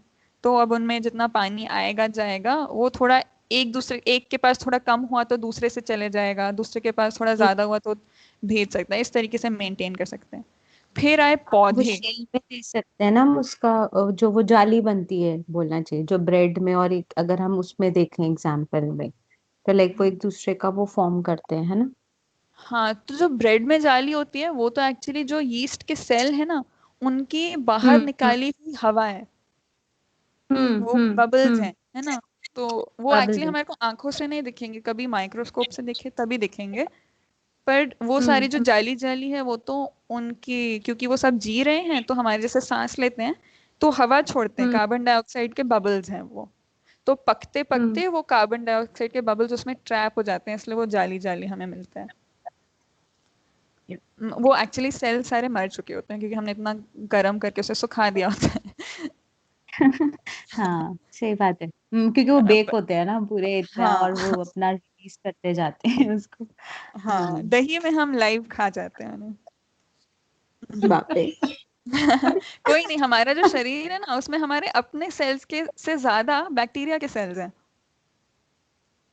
अच्छा एक्चुअली, और हम हाँ बाहर से कितने बचते रहते हैं पता है। जब मैं ना छोटी सी बात शेयर करूंगी, सॉरी, हम्म, ऐसे वो दही की बात सुनी तो पहले मैं ऐसे पापा के साथ में, जहाँ पे पापा का शॉप थी उसके बाजू में एक और अंकल की शॉप थी, वो बोलते थे बेटा तुमको पता है दही में तो हम कीड़े होते हैं जो हम खाते हैं। तब मुझे समझ नहीं आता कि अच्छी अंकल आप क्या बोल रहे हो, आप हमें ऐसे कीड़े थोड़ा ना खाते हैं। मतलब ये नहीं समझ आता था कि वो बैक्टीरिया हैं जिससे वो फॉर्म होता है दही एक्चुअली। हाँ हाँ उन्होंने मुझे ऐसे लैंग्वेज में बोला था, हमें लगता था ना कि अंकल ऐसे कैसे, आप ऐसे क्यों बोल रहे हो। तो बोलते हाँ बेटा ऐसे तो फॉर्म होता है, वो फर्मेंट होता ही होता है। उस समय मुझे इतना समझ नहीं आता था, मैं बहुत छोटी थी तब। अब हाँ। उसको रिलेट करते तो समझ में आता, ओ माय गॉड, अच्छा ये था, वो अंकल ये समझाना चाह रहे थे actually मुझे। सही में वो जब कीड़े बोलते हैं तो फिर स्पेशली रेंगने वाले कीड़े या ऐसे कुछ कीड़े मकोड़े ध्यान में आते हैं। हाँ बिल्कुल। हम ऐसे नहीं वो करते ना कि हाँ भाई बैक्टीरिया जी है जो हमारे उसके लिए ठीक है, वो जो उससे बनता है वो। हाँ, अच्छे बैक्टीरिया होते हैं, मतलब एक्चुअली तो रेंगते वेंगते वो भी है, कभी देखें तो घिन आनी हो किसी को तो आ भी सकती है, पर वो बस समझ के ही आता है कि ठीक है, ये इनका रोल है, ये हम्म, उधर होने चाहिए इसलिए हमें खा लेना चाहिए। और ये जब बिल्कुल। थोड़ा सा टाइम ज्यादा होता है तो वो सही में इल्ली जैसा दिखने लग जाता है, जैसे सड़ गया दही। हाँ होगा। तो फिर है, ऐसा तो मैंने नहीं देखा कभी। नहीं, मैं कभी जब दही हाँ नहीं बनाया, मैंने जब भी नहीं। दही सड़ जाती है ना, मतलब दही रखे रखे अगर 2-3 दिन हो गया, है ना, 2-3 दिन से ज्यादा ही हो गया, मेरे से अक्सर कई बार हो जाता, भूल जाता था कभी कभी। तो हम्म, तो वो उसमें फिर वो कीड़े लग जाते हैं इल्ली जैसे। वो तो कीड़े ही हैं, मतलब वो अलग कीड़े हैं, उसको खाने वाले कीड़े हैं। क्योंकि ये जो बैक्टीरिया है वो तो एक एक सेल की बैक्टीरिया है, वो तो एकदम माइक्रोस्कोप से दिखेगी, तो बड़े नहीं होते वो जितने बड़े हो सकते हैं वो भी सबसे बड़े भी हो जाएंगे अपनी साइज के, तो भी केवल माइक्रोस्कोप से ही दिखेंगे। वो बस उनके नंबर बढ़ जाते हैं, खूब संख्या बढ़ जाती है। तो मतलब क्या वो ना दूध को खा रहे होते हैं, तो एक तरीके से खा के कुछ और चीज में बदल रहे होते हैं, तो उनकी बहुत सारी संख्या बढ़ जाएगी तो खट्टी हो जाएगी दही, एक अलग तरीके का रिएक्शन उसमें शुरू हो जाएगा। लेकिन वो बैक्टीरिया इल्ली नहीं बनेगी वो इल्ली ही आके उस दही को खाने लगेगी बेसिकली कहीं और से। अरे मतलब कि वो जो हम दही पैक करके रखते हैं, उसमें उसको जब हम ढक्कन खोल के देखते हैं ना, मतलब जैसे एक दही है नॉर्मल, उसको 1-2 दिन बाद खाओ तो बहुत अच्छा दिख रहे हैं वो, और थोड़ा दिन बाद खाओ तो थोड़ा सा ज्यादा खट्टा हो जाता है। पर अगर उसको हम पैक करके रख दिए हैं और कुछ समय बाद खोलते हैं तो उसमें कीड़े आ जाते हैं, मतलब कीड़े लग जाते हैं, तो वो कहाँ से आते होंगे? मैं तो सोचता था कि दही का ही कुछ कीड़ा बन गया, कुछ रिएक्शन हुआ, या फिर उसमें कुछ सेल्स डेवलप होके वो कीड़े बन जाते हैं, ऐसा सोच रहा था मैं। मतलब वो एक्चुअली हो सकता है कि जैसे जो कीड़े हैं, जैसे इल्ली है कोई, तो हाँ उसके वो जिसको बाबा ने बोला ना स्वेदज, वो हाँ स्वेदज हैं जो कि जिनको हमेशा अंडों से पैदा होने की जरूरत नहीं होती, वो अपने हाँ। किसी भी शरीर के अंग से भी पूरा का पूरा चीज फिर से बन सकता है। तो अगर जैसे हवा में अगर कोई ऐसी चीजें उड़ रही हो, कभी दही पे गिर गई हो, उसे सही वातावरण मिल जाएगा तो वो इल्ली बन जाएगा कुछ समय के बाद। लेकिन अगर वो हवा में कहीं पे हो ही ना, उसके जैसे कुछ अंग के कुछ छोटे मोटे टुकड़े ना हो हवा में, तो फिर वो अगर आप एकदम स्टीराइल रखो जैसे कहते हैं ना उस दही को, तो उस हाँ। दही में से कुछ नहीं बनेगा। अच्छा अच्छा, मतलब मतलब उसको वो कहीं एकदम। बाहर से ही आता है। अच्छा ऐसा है। मैं तो वही सोचता था अभी तक कि वो उसी में वो दही को ज्यादा दिन रख दो तो बन जाता है, मतलब अगर हम उसको अच्छे से पैक करके रखे हैं अच्छे से एकदम, तो उसमें कीड़े हम्म। नहीं लगेंगे मतलब। हाँ नहीं लगेंगे, अनलेस ऑफ कोर्स दूध में ही था, है ना, हो सकता है दूध में ही शुरू से रहा हो, कुछ हाँ कण कभी हाँ। आके गिर गया हो, घुल गया हो। जैसे अगर आप दूध को उबाल के एकदम से एकदम उसके बाद मतलब छान के उबाल के एकदम अगर आप टाइट पैक करके रख दो और फिर उसका ही दही बना दो, उसे भी एकदम स्टेराइल रखो, तो फिर नहीं आएंगे। अच्छा, ये तो बढ़िया आप बता दिए तरीका दही जमाने का। नहीं, फिर सही है भी उतनी सही है। पुरानी दही तो शायद खानी भी नहीं चाहिए जिसमें हाँ। अगर इल्ली लगने लायक हो जाए तो, नहीं नहीं चाहे ना नहीं। भी लगे। हाँ हाँ। मतलब मैं वो जानना चाह रहा था कि उसको लगता कैसे, इल्ली कहाँ से बन जाता है सोचता था। बहुत बढ़िया। ठीक है। बढ़िया, तो फिर आज इधर ही रुकते हैं। अगली स्लाइड में काफी एक बड़ा टॉपिक है और वीडियो भी है, तो अच्छा। अगली बार से ही करते हैं। वाह, ये तो तो वीडियो वाला बिल्कुल। बढ़िया। हाँ, मंडे को मिले क्या? मंडे को हाँ आपको मंडे को अनुकूल है ना शाम को? हाँ हाँ, बिल्कुल बिल्कुल। हाँ हाँ। हाँ हाँ फिर हाँ। एक बार चेतना दीदी से पूछ लेंगे उनके लिए अगला कब अनुकूल होगा, तो मंडे थर्सडे ऐसा कुछ कर सकते हैं शायद। ठीक है ना। ठीक है, तो ग्रुप में ही पूछ लेते हैं। हाँ हाँ। हाँ, हाँ, ठीक है, बहुत बढ़िया। बढ़िया रहा।